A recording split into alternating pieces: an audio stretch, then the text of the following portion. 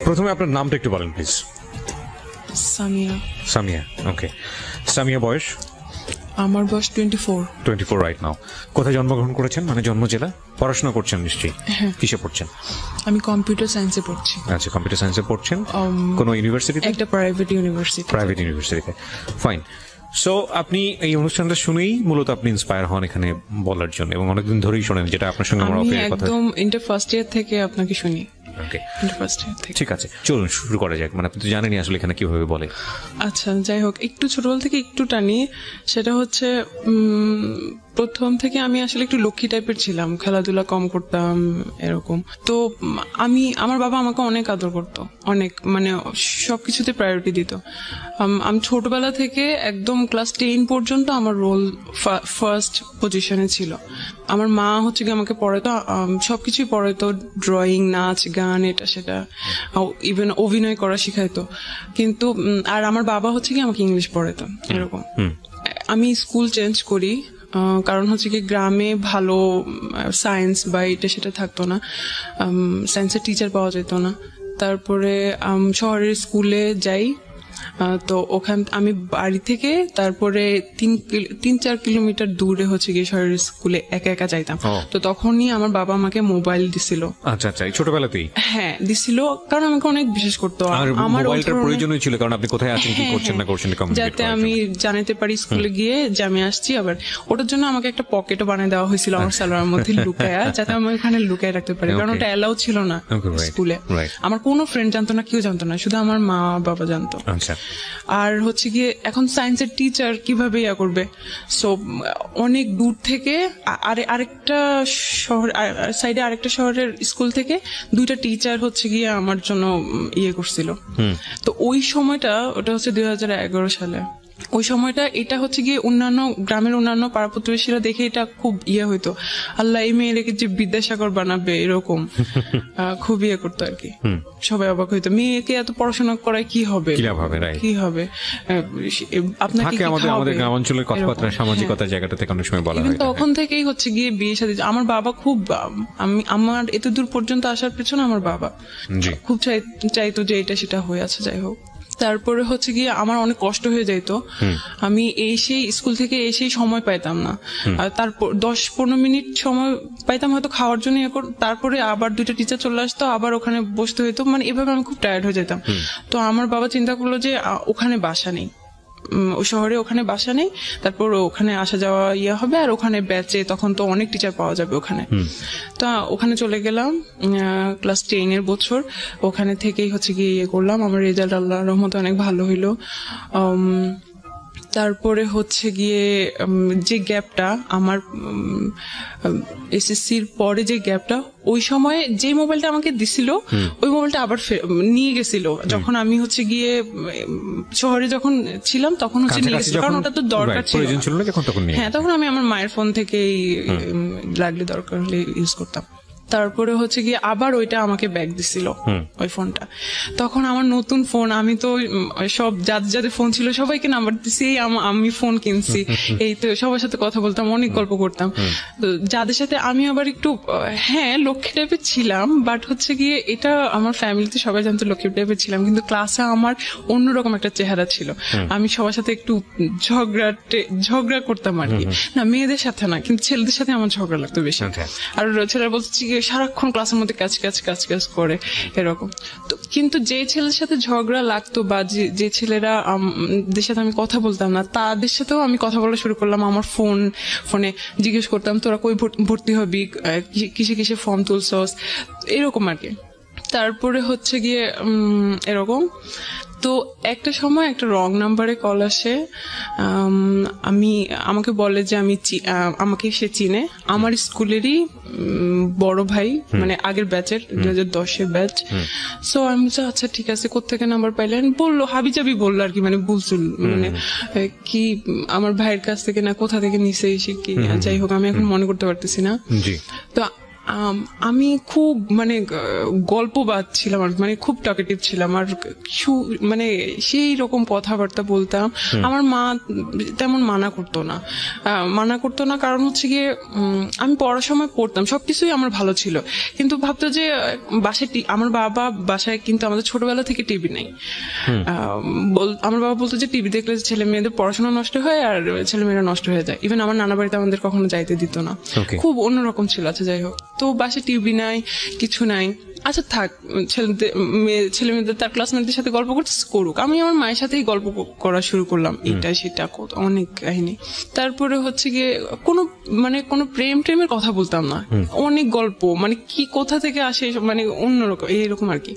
তো কথা ওই ছেলেটা, আমি তো এমনিতেই অনেক অনেক গল্প করতাম, কিন্তু ওই ছেলেটা একটু বেশি মানে আরো বেশি কথা বলতে চাইতো। তো সবসময় তো আমার বাবা থাকতো বা আমি অন্যান্য কাজ করতাম, এরকম কথা বলা পসিবল হতো না। আচ্ছা যাই হোক, তারপর আমার বাবা আমাকে ঢাকায় পাঠিয়ে দিল আমার এইচএসসির জন্য, কারণ আমার সবসময় আমার বাবারও ইচ্ছা ছিল ঢাকায় পড়াশোনা করব, বেশি ভালো পড়াশোনা করবো এরকম। তো ঢাকায় হোস্টেলে রাখে নাই কারণ আমি নষ্ট হয়ে যাব বা অন্য কিছু হতে পারে। তো তার বোনের বাসায় আমাকে রেখে দিল, ওখানে এসে বিশ্বাস করলো আর কি। তো ওখান থেকেই হচ্ছে আমার শুরু, মানে বাবা মা ছাড়া যেরকম মানে সব পেয়ে গেছি এরকম ফ্রিডম যেটাকে বলে। হ্যাঁ ফ্রিডম। ওরা, আমি আগে একটু বলি, ওরা আমার লোকাল গার্ডিয়ান, প্লাস ওরা আমাকে পড়াইতো, জানতো আমি অনেক ভালো স্টুডেন্ট। আর তাছাড়া আমি ক্লাস 7 থেকে 8 উঠার সময় আমি একবার আমার ফুফুর বাসায় 1.5 মাস ছিলাম। ওই 1.5 মাসে আমার ফুফাতো ভাই দেশে ছিল। আচ্ছা, সে এখন হচ্ছে গিয়ে বাইরে। তো আমার ফুফাতো ভাই, ফুফু, তারপর দুলা ভাইয়ের ভাই, উনিও আসতো এই বাসায়। সবাই মিলে একসাথে আমার ম্যাথ বই একদম, কেউ পাটিগণিত ধরতো, কেউ এই চ্যাপ্টার ধরতো, কেউ বীজগণিত ধরতো, কেউ জ্যামিতি ধরতো। একবার মানে ওই 1.5 মাসে আমার সব মানে কভার করে দিয়েছিল আর কি। তো যখন গেছি তখন আবার মানে পড়াশোনার জন্য অন্যরকম। তো 7 তারিখ, মেয়ের 7 তারিখ মেবি, আমার মনে পড়তেছে না, 2012 সালের আমার এসএসসি রেজাল্ট দিছিল। ওই দিনই হচ্ছে কি আমার ভাই দেশে আসছে বিয়ে করার জন্য। কোন ভাই? আমার ফুফাতো ভাই। যে ভাইটা আমার, যার বাসায় আপনি আছেন? হ্যাঁ, যে বাসায় আছি আর কি। তো হচ্ছে কি আমার রেজাল্ট দেখে এত খুশি হয়েছিল, মানে ওনারা সবাই আমাকে নিয়ে অনেক প্রাউড করতো।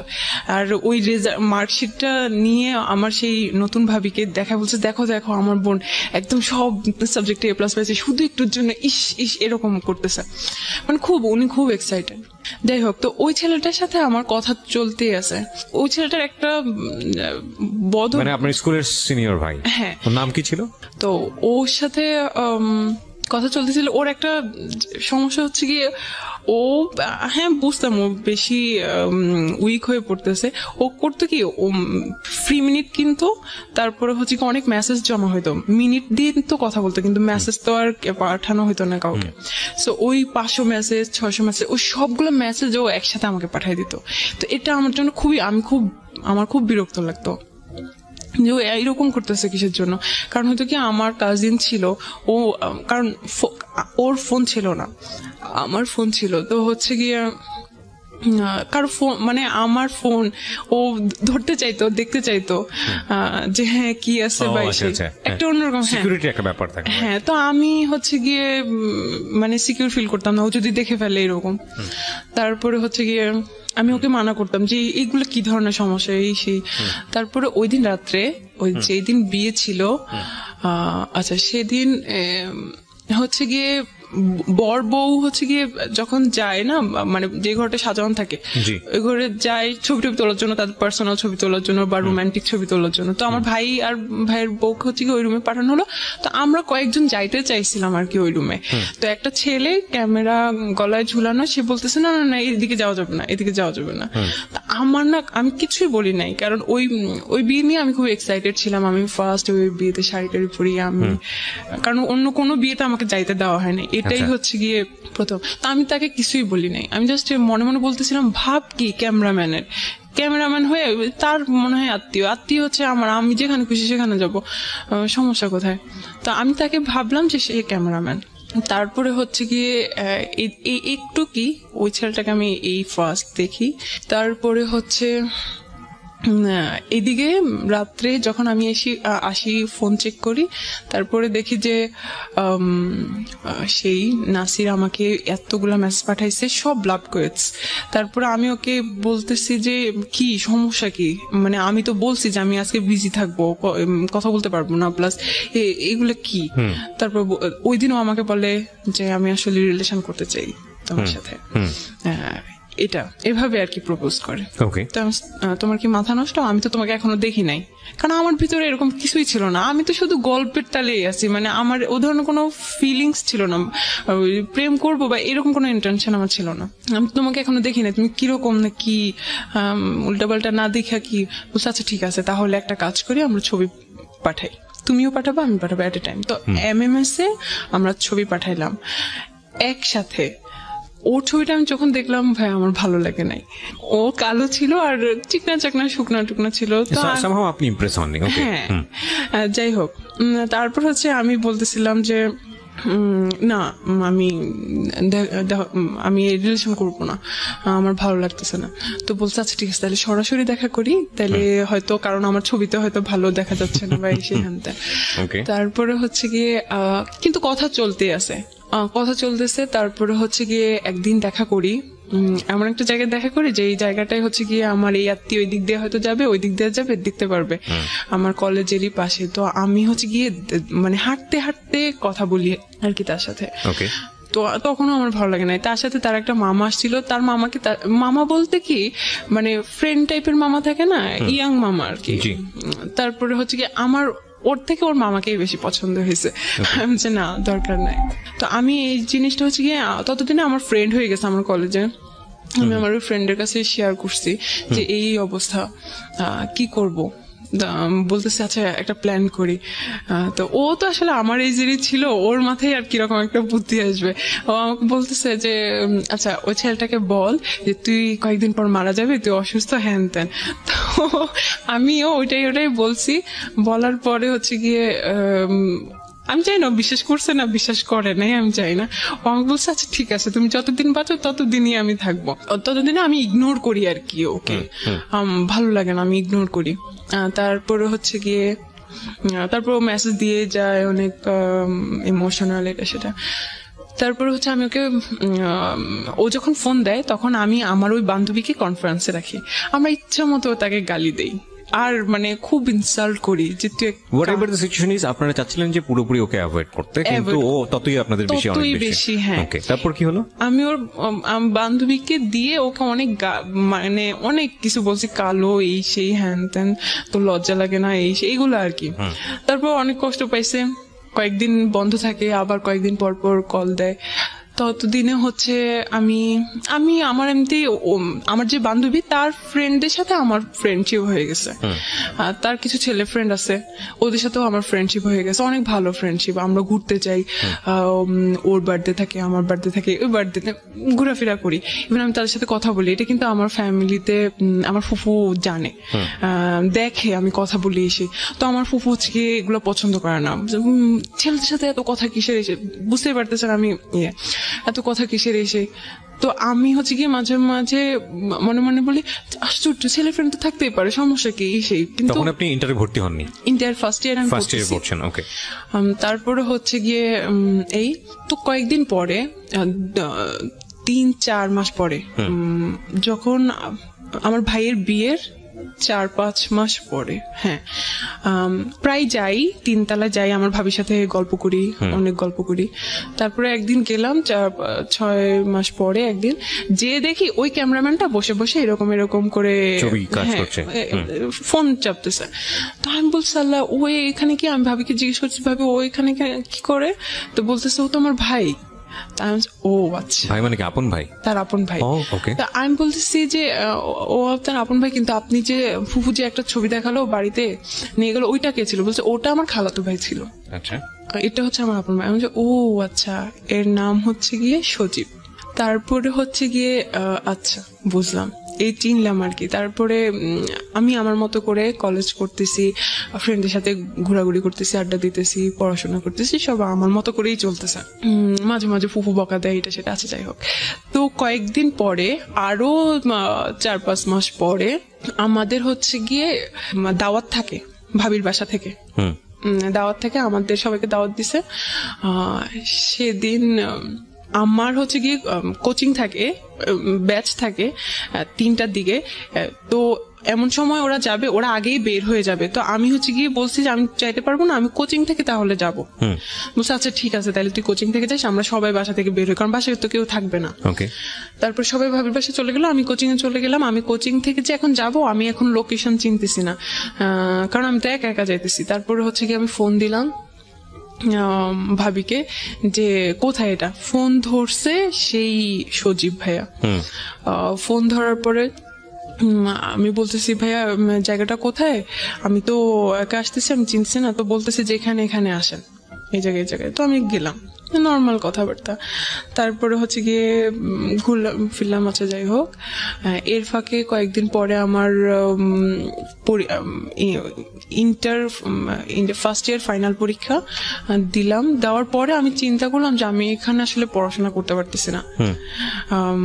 আমার 2টা ভাগ্নি আছে না, ওরা অনেক ফ্রেন্ডলি, ডিস্টার্ব তেমন না, মানে আমি ফিল করতেছিলাম আর কি যে ডিস্টার্ব হচ্ছে বা আমি ভালোভাবে পড়াশোনা করতে পারতেছি না। তো আমার বাবা চিন্তা করলো যে আচ্ছা ঠিক আছে, যে যদি রেজাল্ট ভালো না করে তাহলে ঢাকায় এত কষ্ট করে টাকা পয়সা খরচ করে কি। তো আমার বাবা কি করছে, আমার জন্য একটা বাসা নিছে। আবার বাসা নিছে, ওখানে হচ্ছে গিয়ে আমার মা কয়েকদিন পর পরে আসে, অল্টারনেট করে, কয়েকদিন আমার মা আসে, কয়েকদিন আমার বাবা আসে, কারণ বাসায় তো আরো আমার ভাই বোনরা আছে, ওদের পড়াশোনা আছে। তারপরে আপনাকে একা বাসায় দিল বাড়িওয়ালা? হ্যাঁ, আমার বাবা মা তো যায়। ও আচ্ছা, মানে অল্টারনেট করে, হ্যাঁ ফ্যামিলি বাসা। তারপরে হচ্ছে গিয়ে যদি আমার বাবা মা না যেতে পারে, আমার বড় একটা আপুকে পাঠিয়ে দেয়, মানে অল্টারনেট করে কেউ থাকে। আর সব সময় থাকার জন্য আমাদের একটা এখন কাজের মেয়ে বলবো না, কারণ ও আমাদের বোনের মতো হয়ে গেছে, একদম ছোটবেলা থেকে ওকে তো ওকে পাঠিয়ে দিছে, কারণ যাতে খাওয়া দাওয়া, জামা কাপড় ধোয়া, এভরিথিং যাতে ও করে, আমি যাতে শুধু পড়াশোনা করতে পারি। আমার হচ্ছে টেস্ট পরীক্ষার কিছুদিন আগে হচ্ছে কি আমি ফেসবুক আইডি খুলি, মানে ওর সাথে কথা হয়, একটু কথা হয়, বেশি একটা কথা বলি না। আমি ওকে বুঝাই যে না এটা হবে না, আমি পারবো না। তার বলছে আচ্ছা ঠিক আছে, আমি তোমার সাথে একটু কথা বলি। মানে ও অনেক হেল্পলেস ছিল। আচ্ছা যাই হোক, হেল্পলেস বলতে ও অনেক ইমোশনাল ছিল, কিন্তু কিছু করতে পারতেছে না বলে অ্যাটলিস্ট চাইতো যে অ্যাটলিস্ট তাহলে কথা বলি, এরকম। যাই হোক, তারপরে আমি ফেসবুক আইডি খোলার পর তো এখন আরো খুশি। হ্যাঁ, ফেসবুকে আমার একে তাকে হচ্ছে কি অ্যাড করা শুরু করছি। দেন আমি ভাবিকে বলি আমার ফেসবুক আইডি খুলছি, রিকোয়েস্ট দিছে, আপনি ইয়া করেন। ইভেন ভাবির আইডি থেকে আমি কেউ রিকোয়েস্ট পাঠাইছি। বলতেছে যে কে রিকোয়েস্ট পাঠানোর পরে আমি বলছি যে এরকম আমি আপনার আপুর ননদ। তো বলছে আচ্ছা ঠিক আছে, একটু কি কথা হয়েছে। তারপরে আমার রেজাল্ট দিল, আলহামদুলিল্লাহ ভালো। আমি মেডিকেলের জন্য প্রিপারেশন নিতে থাকলাম। ওই সময় আমি ফেসবুকে ছবি টবি আপলোড করি, কমেন্টে উনি একটু কমেন্ট করে, কমেন্টে কথা হয়, এমন টাইপের কমেন্ট করে যেটাতে আমার অ্যান্সার দিতে হবে, মানে আমিও যাতে রিপ্লাই দেই, এরকম টাইপের। তো উনি অনেক ভালো বাংলা জানে। আচ্ছা, উনার বাংলা মানে বুঝতে গেলে আমাকে সারাদিন লাগতো উনার অ্যান্সার তৈরি করতে, তারপর আমি একটা অ্যান্সার দিতাম এমন। তারপর আপনার ভাবির ভাই, তাকে আমার অনেক ভালো লাগতো বলতে উনি খুব পার্সোনাল, মানে আপনার কাছে মনে হচ্ছে পার্সোনালিটি সম্পন্ন একজন মানুষ। হ্যাঁ, ওকে। বাসার সবাই ওনাকে অনেক ভালো জানতো। তো কিন্তু আমি ভাইয়া হিসেবে দেখতাম, ওগুলো আমার মাথায় ছিল না। তারপরে টুকটাক কথা হয়, এখন কথা আস্তে আস্তে বাড়তেছে, প্রতিদিনই কথা হয়, কিন্তু 1-2টা মেসেজ এরকম আর কি, প্রতিদিন কথা। জি। তারপরে হচ্ছে একদিন সে আমাকে বলে আপনার ফোন নাম্বারটা দিয়েন। আমি যে হ্যাঁ, আপনি তো ভাবির কাছ থেকে আমার ফোন নাম্বার নিতে পারেন। বলছে আসলে এটা খুব ডিসঅনেস্টি হয়ে যায়, আপনি নিজেরটা নিজেই দেন। আমি যে এত ঢং করার তো কিছু নেই, আচ্ছা ঠিক আছে নেন, আমার তো কোনো সমস্যা নেই। তারপর সেদিন আমাকে একটা জাস্ট মিস কল দেয়, এই ফার্স্ট উনি আমাকে আমার ফোনে মিস কল দেয়, একটা চলেন দেখা করি। আমি যে হ্যাঁ, আপনি বাসায় আসেন, বাসায় আসলেই তো আমাকে দেখতে পারবেন, কথা হবে। বলছে সব কথা কি আর বাসায় বলা যায় সবার সামনে? তো তখন আমি বুঝলাম যে উনি ফ্লার্টিং করতেছে। তারপরে মাঝে মাঝে উনি বলতো যে আমার এই জিনিসগুলো ভালো লাগে না, ওই জিনিসগুলো ভালো লাগে না। আমি মাঝে মাঝে বলতাম উনি এত লাইকস ডিসলাইকস বলার তো দরকার নেই আমাকে। তারপর হচ্ছে গিয়ে বলতো যে বহুগামিতা, একটা মেয়ে যে অনেকজনের সাথে রিলেশন করে এট এ টাইম, এই জিনিস ওনার পছন্দ না, এগুলা বলতো। তো আমি হ্যাঁ এগুলা তো আসলে চিটিং, এগুলো আমারও পছন্দ না। উনিও কিন্তু জানতো, উনিও দেখতো যে আমি আসলে কথা বলি, আমার অনেক ফ্রেন্ড সার্কেল আছে। আচ্ছা। একদিন আমি আমার কাজে যাই, আমি তখন হচ্ছে কি ভার্সিটি কোচিং করতেছি, শেষ পর্যায়ে আর কি, আমি মেডিকেলে চান্স পাই না তেন। তো উনি একদিন আমি বাইরে যাই আমার কোচিং এর কাজে, তখন আমাকে সেকেন্ড কল করে, বলছে আপনি কোথায়, আমাকে বেআইন বলে ডাকতো, বেআইন আপনি কই এরকম। তা আমি বলতেছি যে এই তো আমি কাজে আসছি এখানে। বলছে আল্লাহ আপনি ওখানে দাঁড়ান, আমিও আসতেছি, দেখা করি চলেন। আচ্ছা। আমি বলছি না না দরকার নেই প্লিজ, কেউ দেখে ফেলবে, সমস্যা, বাইরে দেখা করা ঠিক না, আপনি বাসায় আসেন। বলছে না সমস্যা না, আপনি থাকেন, কেউ দেখবে না। ওই দিন শুক্রবার ছিল। আচ্ছা। দেন হচ্ছে কি উনি আসে, আমি আচ্ছা ঠিক আছে আপনি একটু ওয়েট করেন, আমি একটু কাছে নিয়ে বলছি আচ্ছা ঠিক আছে আপনি সময় নেন। আসলে কিন্তু উনি ওখানে ছিল না, উনি একটু দূরে ছিল, ওখান থেকে আসতেছে, কিন্তু বললো যে ওখানেই আছে। তারপরে হচ্ছে গিয়ে দেখা হইলো, তো বলতেছে যে কই যাই বলেন, এখানে তো রিস্কি, এখানে তো কথা বলা যাবে না, চলেন বসি কোথাও কথা বলি। কোথায় যাবেন, কাছে দাঁড়ে কোথাও, প্লিজ দূরে না। তো উনি বল চলেন কলাবাগান যাই। ফার্স্ট আমি কলাবাগানের নাম শুনি। ওকে, ঢাকার কলাবাগানের নাম শুনি। হ্যাঁ। তারপরে উনি হচ্ছে গিয়ে একটা বাস নেয়। আমি বাসে কেন যাইতে হবে এত দূরে, তাইলে তা আমি ভাবছি যে আচ্ছা ঠিক আছে কাছে কোথাও। তারপর আচ্ছা ঠিক আছে, এখন বাস যাইতেই আছে আসতেছে না। তারপর আমি বলতেছি যে কি ব্যাপার এত দূরে কেন? বলছে আরে সমস্যা নেই চলে আসবে, এখন জ্যাম তো রাস্তায় হ্যান ত্যান এসে, এগুলো বলতেছে। শুক্রবারে কিন্তু কোনো জ্যাম ট্যাম ছিল না, বা উনি মানে উল্টাপাল্টা বুঝাইতেছে আর কি।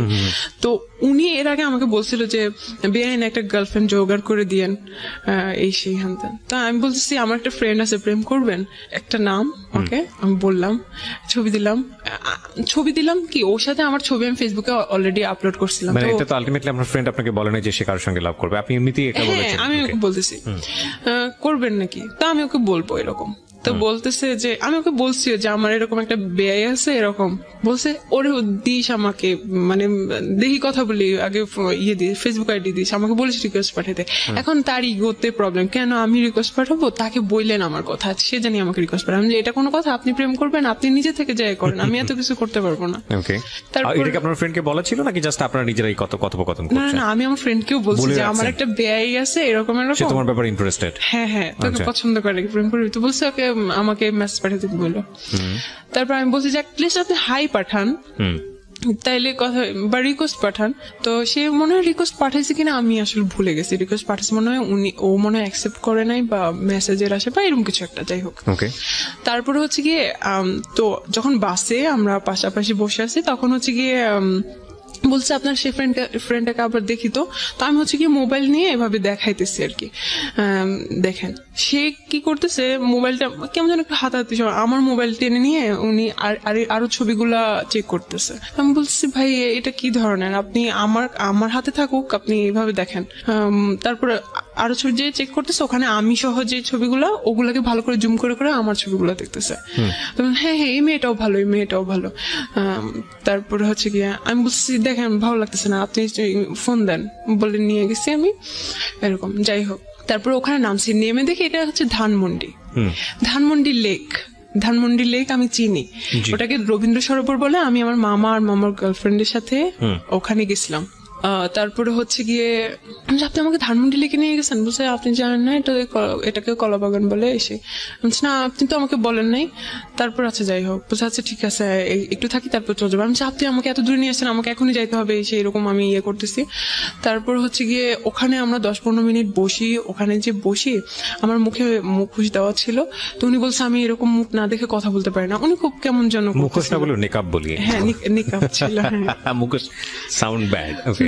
তারপরে হচ্ছে গিয়ে বলছে আমি এভাবে না দেখে কথা বলতে পারি না। আমি আপনার সমস্যা কি, আপনি এরকম করতেছেন কেন, এরকম হাতাহাতি করতেছেন কেন, আমার কাঁধের উপর হাত দিতেছে। সমস্যা কি আপনি? ওনার সাথে বয়সের ডিফারেন্স কত ছিল আপনার? ওনার সাথে বয়সের ডিফারেন্স হচ্ছে আমার 4 বছরের ছিল, কিন্তু একাডেমিক ভাবে ওনার বয়সের আমার সাথে ছিল 6 বছরের। ওকে। তারপরে হচ্ছে গিয়ে যে ভাই আপনি এরকম করতেছেন কিসের জন্য। তারপর উনি মনে কিছু বলতে চাচ্ছে কিন্তু কিছুই বলতেছে না, ওনার অ্যাটিটিউড গুলো আমার ভালো লাগতেছে না। আমি খুব করি, আপনি এখন যাবেন, আমার দেরি হয়ে যাইতেছে, ফুপু বকা দিবে। তারপরে হচ্ছে কি উনি একটা সিএনজি নেয়, সিএনজিতে করে আমরা যাচ্ছি, যাওয়ার সময় এখন সিএনজিতে সে আমার হাত ধরে, শক্ত করে ধরে রাখে। আমি এখন হাত ছোড়াছুড়ি করতেছি যে আপনি ছাড়েন, এমন করতেছেন কেন, আমার ভালো লাগতেছে না। তো বলছে আমার দিকে তাকাও। ওই ফার্স্ট উনি আমাকে তুমি করে বলছে, এর আগে কিন্তু আপনি আপনি করে বলতো। তারপরে হচ্ছে গিয়ে আমার দিকে তাকাও বলে হচ্ছে গিয়ে আমার হাত ওনার বুকের উপর রেখে বলতেছে, কিছুই বলতেছে না, বলতেছে ওনার দিকে তাকাইতে। আমি তাকাই দেখি যে ওনার চোখ অনেক লাল হয়ে আছে, মানে একটু পানি পানি হয়ে আছে। সিএনজি ওয়ালা তখন কি করছিল? ড্রাইভ করছিল না পিছনে? হ্যাঁ, সিএনজি ওয়ালা তো ড্রাইভ করতেছিল, এটা পিছনেই আর কি। তো আমি একটা কথা বলি, আমরা এই সবসময় তৃতীয় পক্ষ অস্বীকার করি, মানে খুব বিশেষ বিশেষ কিছু মোমেন্ট ঘটে যায় আমাদের লাইফে, প্রত্যেকের জীবনে হয়তো বা এই বিষয়গুলো আছে কম বেশি, রিক্সা এবং হচ্ছে সিএনজি, এবং আমরা সবসময় থার্ড পার্টি যেটা থাকে, যিনি রিক্সা চালাচ্ছেন কিংবা যিনি সিএনজি ড্রাইভ করছেন তাকে অস্বীকার করি এবং মনে করি যে কিছুই বোঝে না, ও কিছুই জানে না, ও এসবের একেবারে ইনভলভ না। কিন্তু আমার কাছে মনে হয় যে ও সব বিষয়গুলো খেয়াল করে। তো এটা আসলে এরকম সিনারি আমার কাছে মনে হয় যে ওই যে বলা হয় না, আমরা ছোটবেলায় দেখতাম যে গাড়িতে ওঠার পরে যে চালকের সঙ্গে কথা বলবেন না। কথা কেন বলবো না? কারণ এটা কথা বললে তার কনসেন্ট্রেশন নষ্ট হতে পারে, এটা অ্যাক্সিডেন্ট ঘটে যেতে পারে। তো আমার কাছে কেন জানি মনে হয় এইরকম সিচুয়েশন সিএনজি কিংবা রিক্সাতে ঘটানো, এটা কথা বলার চাইতেও ভয়ঙ্কর রকমের দুর্ঘটনার মুখোমুখি আমরা হয়ে যেতে পারি, কারণ তখন ফুল কনসেন্ট্রেশনটা তার পিছন দিকে চলে আসে। সো এগুলো না করাটাই বেটার। ওকে, যাই হোক, বলেন তারপর হচ্ছে গিয়ে তো আমি বুঝলাম যে আসলে উনি রিলেশন করতে চাচ্ছে বা উনি আমাকে পছন্দ করে এরকম কিছু, বাট উনি কিন্তু এরকম মুখে কিছুই বলে নাই, শুধু চোখ লাল এটা দেখাচ্ছে। হ্যাঁ, আমি নিজেই সব বুঝে নিছি, এরকম একটা অবস্থা। তা আমি জাস্ট ওনাকে একটাই কোশ্চেন করছি যে এটা কিভাবে সম্ভব, আপনি কি পাগল হয়ে গেছেন, এটা কিভাবে সম্ভব, আমাকে তো মেরে ফেলবে, সিডর হয়ে যাবে, ঘূর্ণিঝড় হয়ে যাবে বাসায়। তারপর বলতেছে আমি সবকিছু ম্যানেজ করবো। আমি বলতেছি কি ম্যানেজ করবেন আপনি? বলছে আমার ফ্যামিলির কেউ তোমাকে কিছু বলবে না, কারণ সবাই উনাকে অনেক প্রায়োরিটি দেয়, উনি একমাত্র ছেলে। আচ্ছা, ওভার কনফিডেন্ট। হ্যাঁ। তারপরে হচ্ছে গিয়ে আমি বলছি আপনার ফ্যামিলি আপনি রাখেন আপনার কাছে, কিন্তু আমার ফ্যামিলি তো জীবনও মানবে না। বলছে আমি ওটাও ম্যানেজ করব একদিন। আচ্ছা। তারপরে হচ্ছে গিয়ে এভাবেই চলতে থাকলো। আমি বাসায় গেলাম, বাসায় গিয়ে আমি চিন্তা করতেছি যে আসলে আমি কি করতেছি। উনি কিন্তু দেখতে অতটা সুন্দর না, বাট উনার কথাবার্তা, উনার কথার স্টাইল, তারপর অনেক যুক্তি সহকারে কথা বলতো। আপনি ওনার পার্সোনালিটি আপনার ভালো লাগতো? আমার খুবই ভালো লাগতো।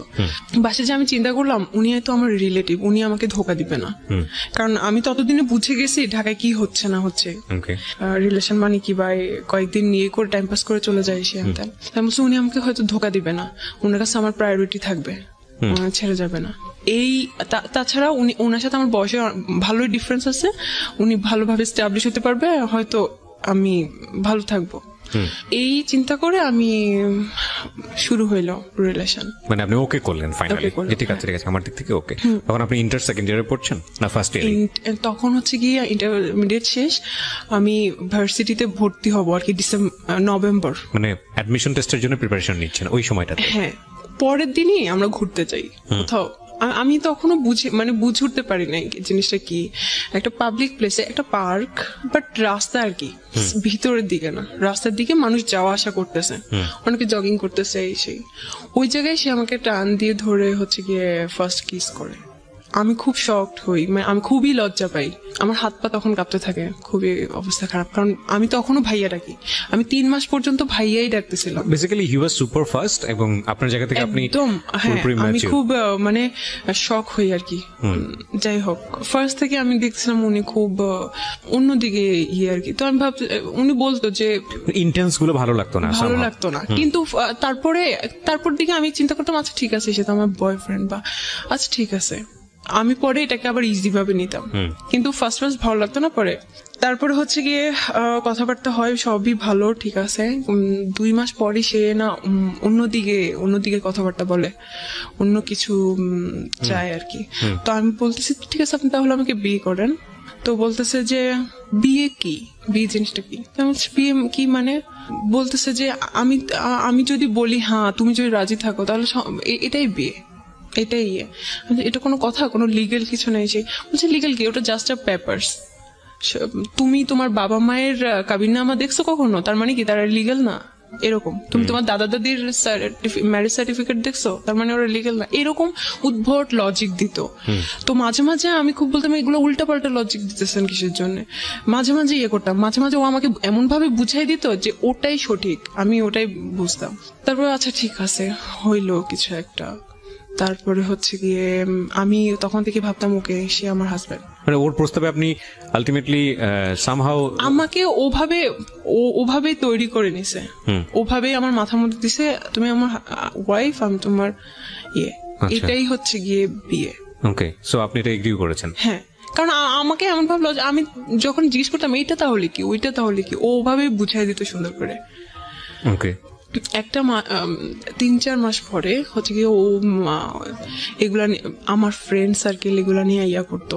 আমি হচ্ছে গিয়ে আমি খুব গল্প পাচ্ছিলাম বলতাম না, আমি হচ্ছে গিয়ে ও খুব কম সময় দিত আমাকে, যদি দিনে 1 মিনিট কথা হইতো আমি ভাবতাম যে অনেক কথা হয়ে গেছে এরকম, বাট ডাকার সময় যখন দেখা করতাম ডাকার সময় ওই পর্যন্তই, ওগুলা ঠিক আছে, দেন কোনো কথাবার্তা নাই, শুধু ওই জন্যই ডাকতো আর কোনো কথাবার্তা নেই। ওকে, বলতো আমি বিজি, আমি অফিসে এসে হ্যানতেন, অফিস করতো, হ্যাঁ আমি বিজি এসে হ্যানতেন, আমি পারি না, বসটা থাকে সামনে, কলিগরা থাকে, কথা বলতে পারি না। তার 1 মিনিটও দিনে ইয়ে হইতো না। আমি বলতাম সিগারেট খাওয়ার টাইম তো অ্যাটলিস্ট আমার সাথে কথা বলতে পারেন, আমি আপনি করে বলতাম, কখনোই তুমি করে বলি না, অনেক অনেক সম্মান করতাম, যা বলতো তাই বিশ্বাস করতাম যে ওটাই রাইট বলতে। আর মাওলানা তারপরে হুজুর এদের বিরুদ্ধে অনেক কথা বলতো, ওদের এইসব জিনিস আমার ভালো লাগে না, এরা এখন নতুন নতুন এইসব রুলস তৈরি করে, ধর্ম ব্যবসা করে, এই সেই এগুলা। তা আমি বলতাম ও আচ্ছা হ্যাঁ ঠিক আছে, এমন ভাবে বুঝাই দিত, আচ্ছা আমি ওভাবে ইয়ে করতাম। তো আমি একদিন ওকে ইয়ে করতেছি যে আমার একটা ফ্রেন্ড অস্ট্রেলিয়ায় গেছে স্টুডেন্ট ভিসায়, ও অনেকদিন পর আমাকে ইয়ে করছে, নক করছে, আমি কথা বলতেছিলাম আমার সাথে, তখন থেকে রিয়াকশন শুরু। তো বলতেছে যে একটা ভদ্র ঘরের মেয়ে কি এরকম করে কথা বলে, তুমি তো একটা এরকম খারাপ, এই সেই। হোয়াটসঅ্যাপ বন্ধ, হোয়াটসঅ্যাপ চালাইতাম, হোয়াটসঅ্যাপ বন্ধ, মানে তখন আপনার উপরে কর্তৃত্ব খাটানো শুরু করলো। আল্লাহ, এটা তো হচ্ছে গিয়ে 1 মাস পর থেকেই, 1 মাস পর থেকে। তো আমি ভাবতাম যে এটা হচ্ছে, কারণ হাজবেন্ড তো হাজবেন্ড টাইপ, কারণ মানে আমি ভাবতাম যে হ্যাঁ ঠিক আছে, এটাই মনে হয় অনেক কেয়ার করে, অনেক লাভ করে, আমি ওটাকে খুব ইজি ভাবে দেখতাম।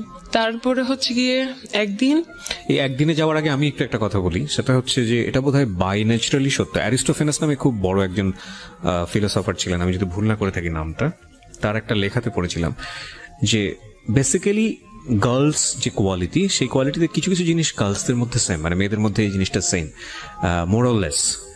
সেটা হচ্ছে দে আর ভেরি মাচ ইমোশনাল, এবং আবেগ দিয়ে তাদের পুরো দুনিয়াটা নিয়ে নেওয়া যায়। হ্যাঁ, আপনি যদি মানে আমি এখানে অনেক মেয়েরাই শুনছেন, সে কারণে হয়তো বা শুনে সতর্ক হবেন। সেটা হচ্ছে একটা ছেলেকে বোঝার জন্য বা একটা মানুষকে জীবনে পারফেক্টলি নেয়ার জন্য অনেকগুলো বিষয় যাচ করতে হয়। তার আগে জীবনের শ্রেষ্ঠ সম্পদটা, যেটা আমাদের রিলিজিয়নে নিষেধ করা হয়েছে, যেটা আমাদের আইনত যায় না, সামাজিকতার জায়গা থেকেও অসামাজিক মনে করা হয়, এই বিষয়গুলো লেনদেনের জায়গাটায় না যাওয়াটাই উত্তম। কেন বলছি যে ছেলেরা, এটা অনেক ছেলেরা আছে খুব ভালো করে এটা জানে যে একটা মেয়েকে পাওয়ার সর্বোচ্চ জায়গাটা হচ্ছে তাকে ইমোশনালি ট্রাই করা, এবং একটা মানুষকে যখন ইমোশনালি উইক করে ফেলা হয় তখন তার সবকিছুই পাওয়া যায়, এবং সেক্ষেত্রে ইমোশনালি তাকে ওই হাজবেন্ড বানানো, ইমোশনালি তাকে লাভ করা, এবং তারপরে তার যেটা হাসিল করা, এবং হাসিল করে সেখান থেকে সরে পড়া, এবং এগুলো আসলে আমাদের সমাজে অহরহ হচ্ছে। আর এই স্টোরিটা আসলে কোথায় গিয়ে দাঁড়িয়েছে সেটাও আমরা দেখাবো আপনাদেরকে। আমি আরেকটু বলতে চাই, তবে সেই বলার জায়গাটা ওনার বলার পর।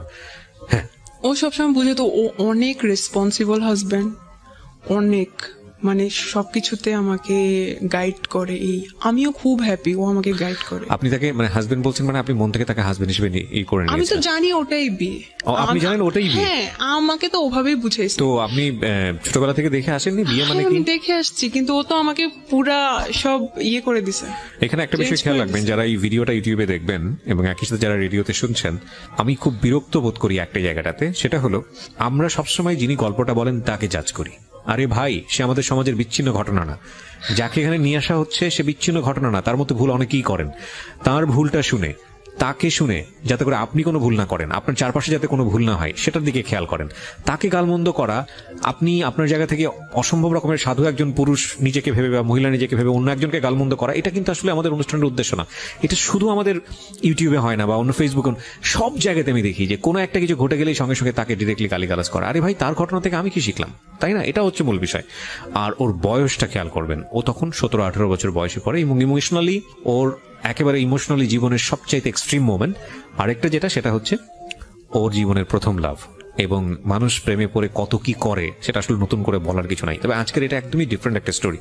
তো আমি এরকম একটা জানি, ধর্মীয় জ্ঞান যে আমার খুব ভালো আছে তা না, আমি মোটামুটি পড়েছি, আমারও খুব কনজারভেটিভ একটা পরিবারেই বড় হওয়া।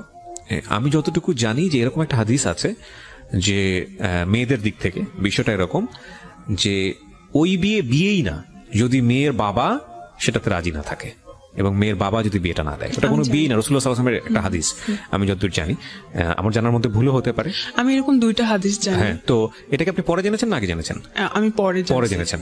তো এটা এটা এটা এটা মানে ওই বিয়েই না যদি বাপ জীবিত অবস্থায় থাকে এবং ওই বিয়েতে বাবার যদি কোনো সম্মতি না থাকে, বাপ যদি না জানে, যতদিন পর্যন্ত না জানবে ততদিন পর্যন্ত ওটা বিয়ে হয়নি। কি ভয়ঙ্কর! মানে এটা বাংলাদেশের অনেকেই জানেন, আমি বলতে আমার গা শিউরে উঠেছে। তো আপনি যদি ধর্ম মানেন তাহলে এটাই সত্য।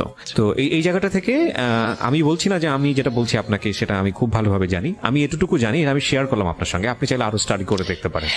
ওকে, তো আপনি যেটা বলছিলেন যে অ্যাজ এ হাজবেন্ড হিসেবে এটা করতে ওটা করতে। হ্যাঁ, তারপর আমি ওকে অনেক ভালোবাসা শুরু করছি, কারণ আমার হাজবেন্ড, অনেক ভালোবাসতাম অনেক।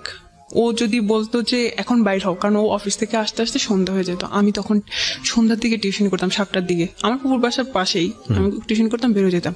তো তখন মাঝে মাঝে আমি টিউশনে মিস দিতাম, অথবা আমি ফুপুকে বলতাম যে শুক্রবারে ওকে পড়াই দিব, কারণ পরে আমি মিস দিব আমার পরীক্ষার জন্য। কিন্তু ওই সময় আমি ওকে না পড়াইতে যেয়ে আমি হচ্ছে গিয়ে ওর সাথে দেখা করতাম। কোথায় দেখা করতেন? কোথাও চা খাইতে যেতাম রাস্তায়। আপনার ইন্টেন্স মোমেন্ট গুলো কোথায় পাস করতেন? ওটা ওর বাসাতে? হ্যাঁ। তোর বাসায় আর কেউ ছিল না? ওর বাসায় এমন সময় আমাকে ডাকা হতো যখন কেউ থাকতো না। ওটা খুব ব্যাড এক্সপিরিয়েন্স ছিল। আমি যে কিভাবে লুকায় লুকায় যাইতাম, ও আমাকে লুকায় লুকায় ঢুকাইতো, ওটা খুব আমি মাঝে মাঝে খুব গিল্টি ফিল করতাম যে আমি তো ওর ওয়াইফ, তাহলে আমাকে কেন লুকায় লুকায় যাও, আমি নিজে এটা চিন্তা করতাম। আচ্ছা, যাই হোক, তারপরে হচ্ছে 1 মাস পর কি হইলো, না 1 মাস পর না, 2-3 মাস পরে একদিন ওগুলো জানতো, তো ও নাসিরের ব্যাপারটাও জানলো, তারপরে আমার আরো ছেলে ফ্রেন্ডের ব্যাপারটা জানলো। জানার পরে হচ্ছে গিয়ে ও খুব সিনক্রেট করলো যে কি এগুলা তুই খারাপ, এই সেই এরকম। তো ওয়াইফ আমার সম্পর্কে কয় বছর পরে? এটা 3-4 মাস পরে। 3-4 মাস পরে? ওকে, 4 মাসও হয় নাই মনে হয়, 3 মাস পরে। ও একদম রাখবেই না ভাই। আমি ওই দিন কোন ছেলের জন্য আমি এতটা কান্না করছি, আমার শুধু মনে পড়ে আমি আমার দাদুর মৃত্যুতে এত কান্না করছি। আমি ওর পায়ে ধরে বলতেছিলাম, ও আমাকে ওই দিন আমি চেয়ারে বসাচ্ছিলাম, ও হচ্ছে চেয়ারটা ধাক্কা দিছে, যে অনেক ক্রেজি হয়েছিল, আমি চেয়ার থেকে পড়ে গেছি। তারপর আমি ওর যে পা ধরতেছি, প্লিজ এরকম কিছু করেন না, আমার লাইফটা শেষ হয়ে যাবে। তারপরে উনি কোনোভাবেই করে নাই। ওই দিন আমি বাধ্য হয়েছি, আমি চলে আসতে। কি করব, বলতেছি তুই এখান থেকে জানালে আমি তোকে মেরে ফেলবো। তারপর হচ্ছে গিয়ে আমি চলে গেছি বাসায়। আচ্ছা, আমি একটা কথা আপনাকে জিজ্ঞেস করি। একটা যেটা হচ্ছে যে বিয়েটার কথা উনি আপনাকে বলে আপনাকে এই কাজটা করিয়েছে, সেই বিয়েটা নিয়ে আপনার সন্দেহ ছিল বা আপনি হিপনোটাইজ ছিলেন, আমি যে কথাটা যদি মেনেই নেই, তাহলে আপনার ভিতর থেকে কি কখনো এরকম একটা প্রশ্ন আসেনি, প্রচলিত বিয়ে আমাদের যেটা বোঝায় ধর্মীয় রীতি অনুযায়ী, ওই বিয়েটা তুমি যেহেতু করছো তাহলে প্রচলিত বিয়েটাও করে ফেলো, এখানে সমস্যাটা কোথায়? কিন্তু সেটা এখন করব না, কারণ হচ্ছে গিয়ে এটা জানাজানি হয়ে যাবে ফ্যামিলিতে, আমাদের রিলেশন নষ্ট হয়ে যাবে। তোমার এখনো পড়াশোনা বাকি আছে। জানাজানি হবে ফ্যামিলিতে, যে পরেই যেহেতু করবা, তো বিয়ের পরের যেসব বিষয়গুলো সেগুলো বিয়ের পরে করো, বিয়ের আগে করার দরকারটা কি? বাট সে থাকতে পারতেছে না। বিষয়টা হচ্ছে actually this is a very simple logic. একটা ছেলে এবং একটা মেয়ে পরিণত বয়সে পাশাপাশি থাকলে যেই ঘটনাগুলো ঘটার কথা, মূল যে জায়গাটায় গিয়ে সবকিছু থামে, যে জায়গাটায় গিয়ে আসলে সবকিছু স্ম্যাশড হয়, সেই জায়গাটাই যাওয়ার রাস্তাটাই আসলে হচ্ছে হলো দুজন পাশাপাশি থাকা।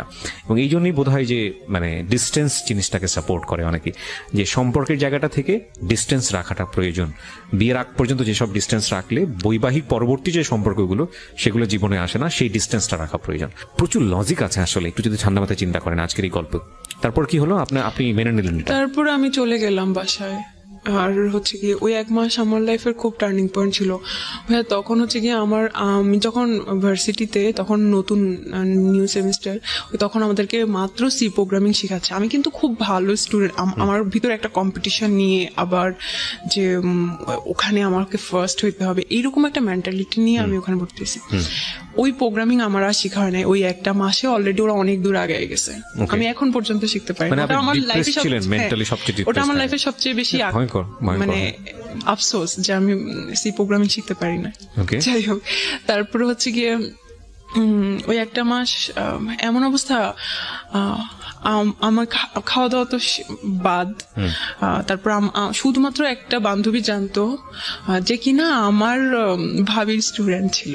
আচ্ছা, সে জানতো আবার সজীবের কথা, তো বলতো যে ধৈর্য ধরো, হয়তো উনি আসবে। তারপর আমিও ফোন দেই নাই, ও ফোন দেয় নাই। আমি একদিন হচ্ছে গিয়ে 1 মাস পরে একদিন, ওই 1 মাসে হয়তো কি আমি আল্লাহর কাছে দোয়া করতাম ওর পরে জানি কোনো ছেলে আমার লাইফে না আসে। আমি অন্য ছেলের কাছে যাওয়ার আগে আল্লাহ জানি আমার বডি ডিস্ট্রয় করে দেয়, এই ধরনের দোয়া করতাম আমি। কেন করতেন? আমি চাইতাম না, কারণ যাতে একটা ছেলে আমার লাইফে থাকুক। আমি চাই না, আমার কাছে এটা খুব ঘৃণা লাগতো নিজের কাছে। আর আমি এরকম আমি ওকে অনেক ভালোবাসতাম, হয়তো ভালোবাসা থেকে মনে হইতো যে আমি এভাবেই থাকবো। ওকে, তারপর হয়তো আমি ওকে ভালোবাসা থাকবো, এরকম মনে হইতো, আমার লাইফ পার করে দিবে এভাবে। তারপরে হচ্ছে গিয়ে ওকে 1 মাস পরে একদিন সকালবেলা আমি সারা রাত ঘুমাইতে পারতাম না। তখন আমি তাহাজ্জুদ নামাজ পড়েও কান্না করতাম ওর জন্য। তো এভাবে আল্লাহর কাছে দোয়া করতাম, হাজবেন্ড সম্বোধন করে দোয়া করতাম। My goodness. ঠিক আছে, তারপরে হচ্ছে গিয়ে তো রাত্রেবেলা যে ঘুমাইতে পারতাম না, সকালবেলাটা আমি ঘুমিয়ে থাকতাম। তারপরে হচ্ছে গিয়ে ও আমাকে ফোন দিছিল 6টা বাজে তখন দেখা করতে। আল্লাহ আসলে একটা কথা বলি, আল্লাহ ক্ষমাশীল এবং আল্লাহ আমাদেরকে ক্ষমা করেন, পাহাড় পরিমাণ গুনাহ করেও ক্ষমা করেন। আজকের এই গল্পটা যারা শুনছি তাদের জায়গা থেকে আমরা আজকে শিক্ষাটা জায়গাটাই নিব। আমি বারবার বলি, ওকে ইন্ডিকেট করাটা আমাদের গল্পের উদ্দেশ্য না, কারণ ও অনেক বড় একটা লেসন নিয়ে আসছে। আর পুরো গল্পটা আপনারা যখন শুনবেন তখন বুঝবেন যে আসলে ভুলের মাত্রাটা কতটুকু। জি বলেন। তারপর ও যখন আমাকে কল দিছে, আমি পরে 8টা না 9টার দিকে উঠে আমি দেখছি, আল্লাহ ভাই আমি এত খুশি হয়েছি যে আমার লাইফে ও ফিরে আসে। আমি তো এটাই দোয়া করছিলাম যাতে ও ফিরে আসে।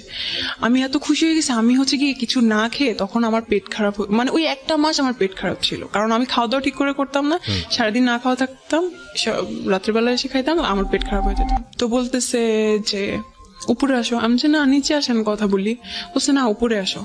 তো আমি বুঝতে পারছি যে হয়তো আবার স্টার্ট হবে কিছু। আমি এটাই চাইছিলাম। হয় না হাজব্যান্ড ওয়াইফের মধ্যে কোনো ঝগড়াঝাটি হয়, তারপর আবার ঠিক হয়ে যায়। তারপর গেলাম, তারপরে হচ্ছে গিয়ে বললো যে আচ্ছা আমি তোমাকে ক্ষমা করে দিছি, আমিও খুশি। তারপরে হচ্ছে গিয়ে আবার স্টার্ট হলো, আবার এর থেকেই শুরু হয়েছে ঝামেলা। স্টার্ট হয়েছে ঠিকই, কিন্তু অনেক ডমিনেট করতে থাকতো। আমি কিছু ঘটনা বলি এখানে, কিছু ঘটনা বলি, তারপরে এটা শেষ করে দেব। সেটা হচ্ছে কি আমি ইংলিশে কোর্স করতাম রাইটিং এর। তো ওখানে হচ্ছে গিয়ে ওদের মধ্যে আমি খুব ভালো পারতাম। তো পরের দিন রেজাল্ট দিল, কিন্তু আমি ওই দিন যাই নাই। ওই দিন রেজাল্ট যেদিন দিছে ওই দিন হচ্ছে গিয়ে আরেকটা আঙ্কেল ওখানে ইংলিশ শিখতো, তো উনি বলতেছে যে আজকে আমি সবাইকে কালকে আমি সবাইকে ট্রিট দিব, আইসেন। তো আমি পরের দিনই গেছি, বলছে আপনি তো একটা জিনিস মিস করছেন, গতদিন ছিলেন না, আজকে কিন্তু এই আঙ্কেলটা ট্রিট দিবে, তো আইসেন। ওটা পিঙ্ক সিটিতে। তারপরে হচ্ছে গিয়ে আমি ওকে ফোন দিলাম, আমি আচ্ছা স্যার আমি তো হচ্ছে গিয়ে বাসা বলে আসি না, আমি একটু বাসা বলি। তো আমি আমার ফুপুকেও জানালাম, বলি আচ্ছা ঠিক আছে যাও খেটে আসো। তারপরে ওকেও ফোন দিলাম যে এরকম বলছে আচ্ছা ঠিক আছে, আমি কিন্তু তোমাকে ফোন দিতে পারি, যখনই বলবো তখনই কিন্তু চলে আসতে হবে।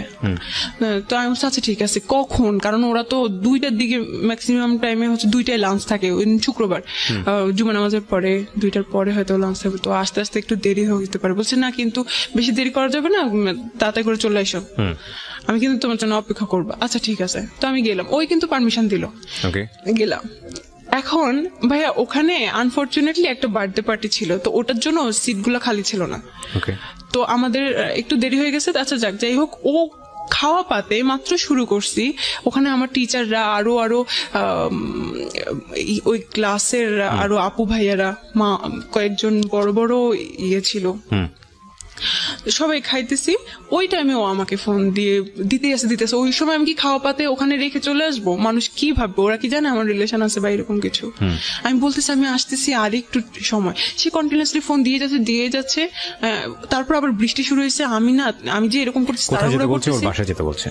হ্যাঁ, আমি যে তাড়াহুড়া করতেছি, ও স্যাররা বুঝতে পারতেছে যে তুমি এমন করতেছো কেন, বসো। আরে ও চিন্তা করতেছে হয়তো আমি কিছুক্ষণের সময় ফ্রি পেয়েছি বাসার মধ্যে, এতটুকু তুমি যদি মিস করে ফেলো তাহলে ফ্রি পাবো না। হ্যাঁ, ইন্টেন্স গুলো দেখেন আপনারা, এবং এগুলো কিন্তু আমাদের সোসাইটিতে এখন অনেক কমন, খুব কমন স্টোরি।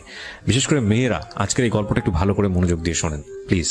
হ্যাঁ, ওকে। তারপর কারণ পরে তো আর সময় পাবে না, ও অনেক সময় ম্যানেজ করছে আমার জন্য। এমনিতেই কথা বলতে পারে না, এমনিতেই কথা বলতে পারে না, 1 মিনিট 2 মিনিট কথা বলে। তারপর হচ্ছে গিয়ে আমি তো অনেক করতেছি ওখান থেকে আসার জন্য, বৃষ্টি হইতেছে। আমি বলছি না স্যার, আমাকে যাইতে হবে বাসায়। বলছে আল্লাহ, এই বৃষ্টি তুমি যাবা কিভাবে? তারও আমি সিএনজি ঠিক করে দিয়ে এসে পরে হচ্ছে গিয়ে করতে করতে 5টা বেজে গেছে আমার ওখানে আসতে। পরে আমি ওকে ফোন দিতেছি, ও হচ্ছে গিয়ে পিক করতেছে না। আমি মেসেজ পাঠাইতেছি, ফোন করতেছি। আমি ওখানে 8টা 8:30 পর্যন্ত দাঁড়াইছিলাম ওই জায়গায়, যে ও ফোন ধরবে, আমি দেখা করে তারপর বাসায় যাবো। ও ধরতেছিল ওই না। তারপর আমি বলছি আমি কিন্তু এখানে, আমি মাঝে মাঝে খুব করতাম আর কি, ক্রেজি হয়ে যাইতাম। আমি কিন্তু এখানেই দাঁড়ায় থাকবো, আপনি কিন্তু না করলে। ও অনেক ঘাওড়া ছিল, বলছে আচ্ছা ঠিক আছে, কতক্ষণ দাঁড়ায় থাকো, জানে তো আমি একটা সময় যাবোই বাসায়। 8:30 9টা বেজে গেছে। তারপর হচ্ছে কি আমি বাসায় চলে আসছি। একটা স্বভাব ছিল কি, কোন ঝামেলা হইলে ও 4 দিন 5 দিন কথা বলতো না, এটা আমার শাস্তি। আচ্ছা যাক, এরকম আমি হচ্ছে গিয়ে ভার্সিটিতে ভর্তি হই, ভার্সিটিতে আসা যাওয়া করতেছি। তারপর আমি হচ্ছে গিয়ে ভাবলাম যে আমার ফুপুর বাসা থেকে ভার্সিটিতে যাইতে প্রত্যেকদিন রিক্সা ভাড়া এটা সেটা অনেক খরচ হয়ে যায়। তো আমি ওখানে মেসে থাকি, ওখানে সাবলেট না মেসে যাই। ওই সব ঠিকঠাক করে দেয়, কয়দিন ঠিক হয়, কয়দিন আবার ঝামেলা হয়, এরকমই হইতে থাকে। আবার আমি হচ্ছে গিয়ে কি করি, ওই যে আমার একটা ফ্রেন্ডের সাথে যে অস্ট্রেলিয়ায় থাকে, ওর সাথে যে আমার ফেসবুকে একটু কথা হয়েছে, আমি ভাবছি যে আচ্ছা ওর সাথে যেহেতু কথা বললে ও রাগ করে, ওর সাথে যে চ্যাটগুলো আমি ওটা ডিলিট করে দেই। তাহলে কারণ অতদিনে আমার ফেসবুক পাসওয়ার্ড আইডি সব ওর কাছে। আচ্ছা, আমার কোনো সমস্যা নাই। আচ্ছা ঠিক আছে, ওটা আপনার কাছে ছিল? কখনো না, আমি চাইও নাই। The most common case of our society, মানে আমি বাবারা বলছি, মেয়েরা একটু ভালো করে শোনেন এবং ইউটিউবে যারা দেখছেন দেখেন, এগুলো আমাদের জীবনে খুব খুবই কমন ঘটনা আজকাল, কিন্তু এগুলোর পরিণতি ভালো হয় না। এবং খুব আনফর্চুনেটলি এই জিনিসগুলো আমরা বুঝে না বুঝে অতি ভালোবাসা দেখাতে গিয়ে এই জিনিসগুলো করে ফেলি। একটা জিনিস খেয়াল রাখবেন, যেই লাভের রেসপেক্ট নাই, যেই লাভে দুজনের প্রতি সম্মান নাই, স্যাক্রিফাইস নাই, ফিউচার নিয়ে চিন্তা নাই, শুধুই এই ধরনের অনৈতিক সম্পর্ক যেখানে ঘুরে ফিরে এবং ইন্টারেস্টটা যদি ক্লিয়ারলি বোঝা যায়, তাহলে সেখানে ডুবে থাকা হলো আফিম খেয়ে যেরকম মানুষ ঘোরের মধ্যে থাকে, বিষয়টা আসলে এরকম। এবং ডেফিনেটলি এটা মেয়েদের জায়গা থেকে খুব বেশি হয়। আফিমটা যতটা পাওয়ারফুল, তার চেয়ে তো কয়েকশো গুণ পাওয়ারফুল বোধ হয় তাদেরকে ইমোশনালি ব্ল্যাকমেইল করলে। ফাইন, ইমোশনালি আপনি তাদেরকে ব্ল্যাকমেইল করেন, they will do anything for you. কিন্তু এটা যে কত ভয়ঙ্কর হয় শেষ পর্যন্ত জীবনে এসে, হ্যাঁ, এবং এটা আসলে বোঝা উচিত। একটা মানুষকে আপনি যদি মনে করেন যে ফাইনালি এই মানুষটা আপনার জীবনের জন্য, তাহলে বিয়ের আগে যে সম্পর্কগুলো এক্সারসাইজ করা উচিত না, সেই সম্পর্কে কোনোভাবেই যাবেন না। এটা বিয়ের পরেরই সম্পর্ক। হ্যাঁ, যদিও আমাদের এই জিনিসগুলো এখন অনেক বেশি ইজি হয়ে গেছে, কমিউনিকেশন অনেক ইজি, ফোনের কারণে হোক বা যে কোনো কারণেই হোক, এগুলোর পরিণতি কিন্তু ভালো না, একদমই ভালো না। হ্যাঁ, যদি কোনো কারণেই বোঝেন যে আপনার প্রায়োরিটি এই ছেলেটার কাছে একটু কম, বা যাকে আপনি চিন্তা করছেন, আপনার এটা মনে করার কোনো কারণ নাই যে ছেলেটাকে ছাড়া আপনি বাঁচবেন না বা এই মেয়েটাকে ছাড়া আপনি বাঁচবেন না। কারণ আল্লাহ হয়তো এর চাইতে ভালো কাউকে না কাউকে আপনার জীবনে রেখেছেন। ডেফিনেটলি যেটা হয় আমাদের জীবনে, আমরা আসলে বুঝি না, আমরা আসলে বুঝতে চাই না, এত বেশি ইমোশনালি থাকি। ইমোশনাল এক ধরনের, এই জন্যই হয়তো কেউ বলে যে emotion is one kind of drug, খুব পাওয়ারফুল ড্রাগ। মানে ওর মুখের উপর কথা বললে রাস্তাঘাটে ধরে থাপ্পড় মারতো, ওগুলা কিন্তু এমনিতে মানে থাপ্পড় না, খুব জোরে সোরে। আর আপনি কি মনে করতেন যে হাজবেন্ড মেরেছে এই জায়গাটা জান্নাতে? না, আমি খুব মাঝে মাঝে হইতাম, আমি খুব ব্যথা পাইতাম, আমি কাঁদতাম, তারপরে আবার হয়ে যেতাম, ভালো লাগতো না আমার জিনিসটা, কিন্তু কি করব, আমি তো আমার হাজবেন্ড, কি করব? না, হাজবেন্ড হলে যে গায়ে হাত তুলতে পারবে বিষয়টা কিন্তু এরকম না। আমি তো এখন ছুটে পারি। হ্যাঁ, আপনার জায়গাতে কোনো ফল্ট ছিল কিনা? একটা যেটা হচ্ছে একটা মানুষ খুব আরাম করে মুখের উপর কথা বললে, আমি এখানে একটা কথা বলি সামিয়া, গায়ে হাত তোলার প্রসঙ্গটা কখন আসে? যখন আপনি নিজেও বুঝতে পারছেন যে না, ও যেটা চাচ্ছে সেটা আমি করতে পারছি না, বা ও বুঝতে পারছে যে না, এটা সমাধান হতে হবে না, কিন্তু আলটিমেটলি পেশি শক্তি এখানে সমাধান, তখন গায়ে হাত তোলা কিন্তু খুব তাড়াতাড়ি চলে আসে না একটা সম্পর্কের মধ্যে। এটা অনেকদিন যাওয়ার পরে গিয়ে এই জিনিসগুলো হয়। সো বোথ সাইড প্রবলেম ছিল ডেফিনেটলি, আপনার জায়গা থেকেও কিছু না কিছু প্রবলেম ছিল। হয়তো আমি মাঝে মাঝে ঘাবড়ানি করতাম। হ্যাঁ, না, কিন্তু এখানে আমরা এটা আমাদের অনুষ্ঠানের একটা সীমাবদ্ধতা। যখন কেউ গল্পটা বলতে আসে, সে নিজেকে ওই ফেরেশতার জায়গায় তুলনা করে, মানে আমার কোনো দোষ নাই। না না না, অবশ্যই ডেফিনেটলি কিছু না কিছু ফল্ট আপনার অবশ্যই আছে আপনার জায়গা থেকে, এবং সেই জায়গাটা থেকে আমার মনে হয় অনেক কিছু শেখারও আছে আমাদের। অবশ্যই আমার ফল্ট গুলাই আমি বলি, আমি হচ্ছে গিয়ে ওই ভিডিও ওই হচ্ছে গিয়ে চ্যাট গুলো আমার ডিলিট করা উচিত হয়নি, এই জন্য সন্দেহটা আরো বেড়ে গেছে। ডেফিনেটলি পারবে। আর আমি হচ্ছে কি মাঝে মাঝে ওকে সার্চ দিতাম। ফেসবুকের পাসওয়ার্ডটা দেওয়া উচিত হয় নাই কেন? মানে আমাকে একটু বলেন তো, এটা অনেকেই দেয়, আমি আসলে একটু ইন্টারাপ্ট করছি বেশি। চাইতেছিল, সে সন্দেহ করছে, সে কারণে যাবে। আমি কিভাবে? আচ্ছা, আমাকে একটু বলেন তো খুব সহজ করে, আমি জানি না ইন্টারমিডিয়েটের ছেলেমেয়েদের এই জিনিসটা মাথায় আসে কিনা, একটা মানুষকে সন্দেহ করে কি আটকানো যায়? আমি যদি ধরেন, মানে কেউ যদি, আপনার বয়ফ্রেন্ড যদি আপনাকে সন্দেহ করে, বা আপনার হাজবেন্ড যদি আপনাকে সন্দেহ করে, আপনাকে আটকাইতে পারবে? সন্দেহ করে একটা প্রুফ পেলো যে না, আপনার সঙ্গে অন্য একটা ছেলের রিলেশন আছে, তো সেটা কি সে কিভাবে আটকাবে? হয়তো রিলেশন ভেঙে দিবে বা এই ছাড়া আর কি। সেটার জন্য সন্দেহ করলে তাকে স্পাইং করতে হবে যে লাইক ঠিক আছে, আমি তাকে তার মতো করে চলতে দেই, আমি বিভিন্ন জায়গা থেকে খোঁজ খবর নিয়ে দেখি ঘটনাটা সত্য কিনা। সেটার জন্য তো তাকে তার অ্যাক্টিভিটি ব্লক করা যাবে না। সেটাই। কিন্তু আমরা খুব আনফরচুনেটলি আমরা এই জিনিসগুলো করি, আমরা ওই ব্লক করার চেষ্টা করি, না এটা করতে পারবো না, না এটা করতে পারবো না, ওইটা করতে পারবো না।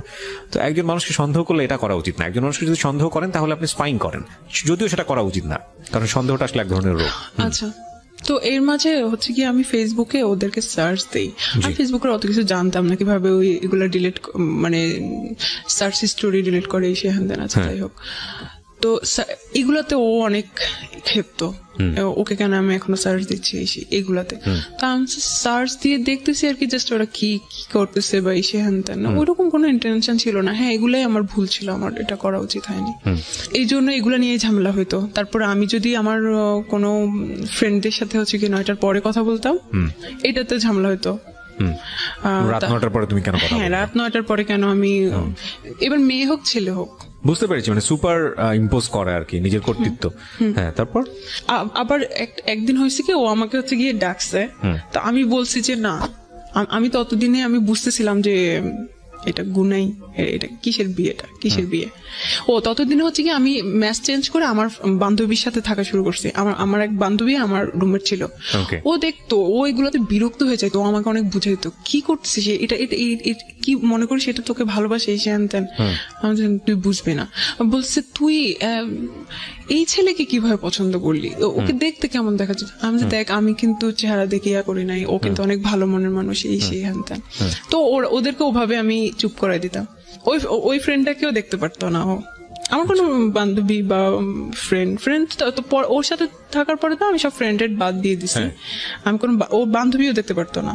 তো একদিন হচ্ছে কি আমি চাইছিলাম যে আমার কোনো বান্ধবীর সাথে যাইতে, কোথাও ঘুরতে যাইতে আর কি। তো ওকে বলছি আর কি যে আমি আজকে আসবো না।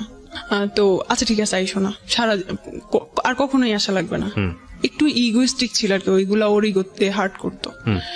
এরপরে হচ্ছে 8 মাস আমি আসলে স্পেসিফিক কারণটা হচ্ছে কি আমি মানে করতে পারতেছি না, যে 8 মাস হচ্ছে গিয়ে কোনো নাই, কিন্তু এই 8টা মাস আমি অনেক কাঁদতাম আর ওকে ফোন দিতাম, বারবারই পোক করতাম, প্লিজ আমি সরি এরকম বলতাম, ফিরে আসেন, তো হয়তো না।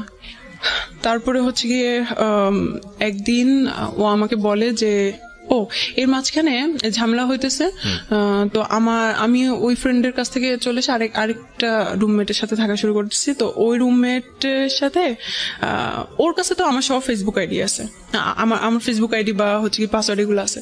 তো হচ্ছে গিয়ে ও দেখতে পারে কে আমার রুমমেটের নাম কি হ্যান ত্যান। তো ও আমার রুমমেটকে ও রিকোয়েস্ট পাঠায়, বলে যে আমার নামে অনেক, আমাকে ও অনেক ভালোবাসতো, ও হয়তো এগুলা প্রকাশ করতে পারতেছে না, অনেক সুখ দুঃখের কথা বলে। তা ও আমাকে, আমার রুমমেট আমাকে বলে যে আপু ও তো এরকম, উনি তো এরকম, আমাকে মেসেজ দিয়েছিলাম, আচ্ছা ঠিক আছে কথা বলে দেখো কি বলে। তারপর হচ্ছে তখন কিন্তু রিলেশনটা ভালো নাই। তারপর হচ্ছে গিয়ে আমি কোনোভাবে ওকে ছাড়তে চাচ্ছিলাম না, যে যাই হয়েছে ওর সাথেই থাকি। ওর সাথে একটা সময় আমি ওকে ওর রুমমেটের ল্যাপটপ থেকে ওকে মেসেজ দিতাম, ও কিন্তু এগুলো এখনো জানে না। আমি ওকে ছোট করতে চাই না, ও ছোট হয়ে যাবে। তারপরে হচ্ছে গিয়ে আমার রুমমেট বলতো আপনার মনে হয় ভালো করে ঘাটা উচিত, ওনার মনে হয় ক্যারেক্টারের প্রবলেম আছে এই সে। তুমি অন্য সবকিছু বলতে পারো, এইটা বলতে পারো না, কারণ এইটা আমি বিশ্বাস করি না। ওটা আমি বিশ্বাসই করতাম না, ওর কোনো মেইলি প্রবলেম আছে। তারপর হচ্ছে গিয়ে টুকটাক ফ্ল্যাটিং এখন শুরু হয়ে গেছে আমার রুমমেটের সাথে। তো একটা সময় আমার রুমমেট আমাকে হাইড করতেছিল, বলছিল যে ওই হয়তো ওকে বলে দিছে যে বইলো না। তো হয়েছে কি, আমি তখন চিন্তা করতাম ও আমাকে বলে না কেন, ওর ব্যাপারে কিছু কি অবস্থা, ওর কি হইলো। তারপরে আমার বিছানা থেকে ওর আমার রুমমেটের বিছানা দেখা যায়, ল্যাপটপটা এভাবে ক্লোজ। আমার আবার চোখে ভালোই মানে পাওয়ার আছে, আমি হচ্ছে বুঝতে পারি যে কোন চ্যাট বা এসে। আমি হচ্ছে গিয়ে ও আয়নার সামনে কিছু একটা করতেছে, আমি ওর মেসেজ আসছে, নোটিফিকেশনের সাউন্ড হচ্ছে, আমি দেখি যে ওর নাম। তারপরে আমি কিছু বলি না, আমি জাস্ট সময় দিচ্ছি দেখি ও কিছু বলে কিনা ওর ব্যাপারে। তখন আপনার সঙ্গে কোনো সম্পর্ক নাই? না, সম্পর্ক নাই বলতে আমি তো চাচ্ছি, কিন্তু ও আমাকে ইয়ে করে না, ইগনোর করে, ও চাচ্ছে না আমাকে, এরকম আর কি। তারপরে হচ্ছে গিয়ে কি পেলেন আপনি? কয়েকদিন পরে আমি ইচ্ছা করে ওর কথা উঠাইছি যে কি অবস্থা এখন, কি আর মেসেজ দেয়, কি বলে। বলছে না তেমন, কই না তেমন কিছু না। আরে আমি কেন ভাই আপনার বয়ফ্রেন্ডের সাথে কথা বলতে যাবো, আমি এগুলোতে ইন্টারেস্টেড না, আপনারা যা খুশি, এমন ভাবে কথা বলো আমার রুমমেট। তারপর আমি বলতেছি আমি তো সেদিন দেখলাম যে মেসেজ করছে, তুমি খেয়াল করো নাই কি বলছে? আমি শুনতে চাইছিলাম যে ও কি বলে।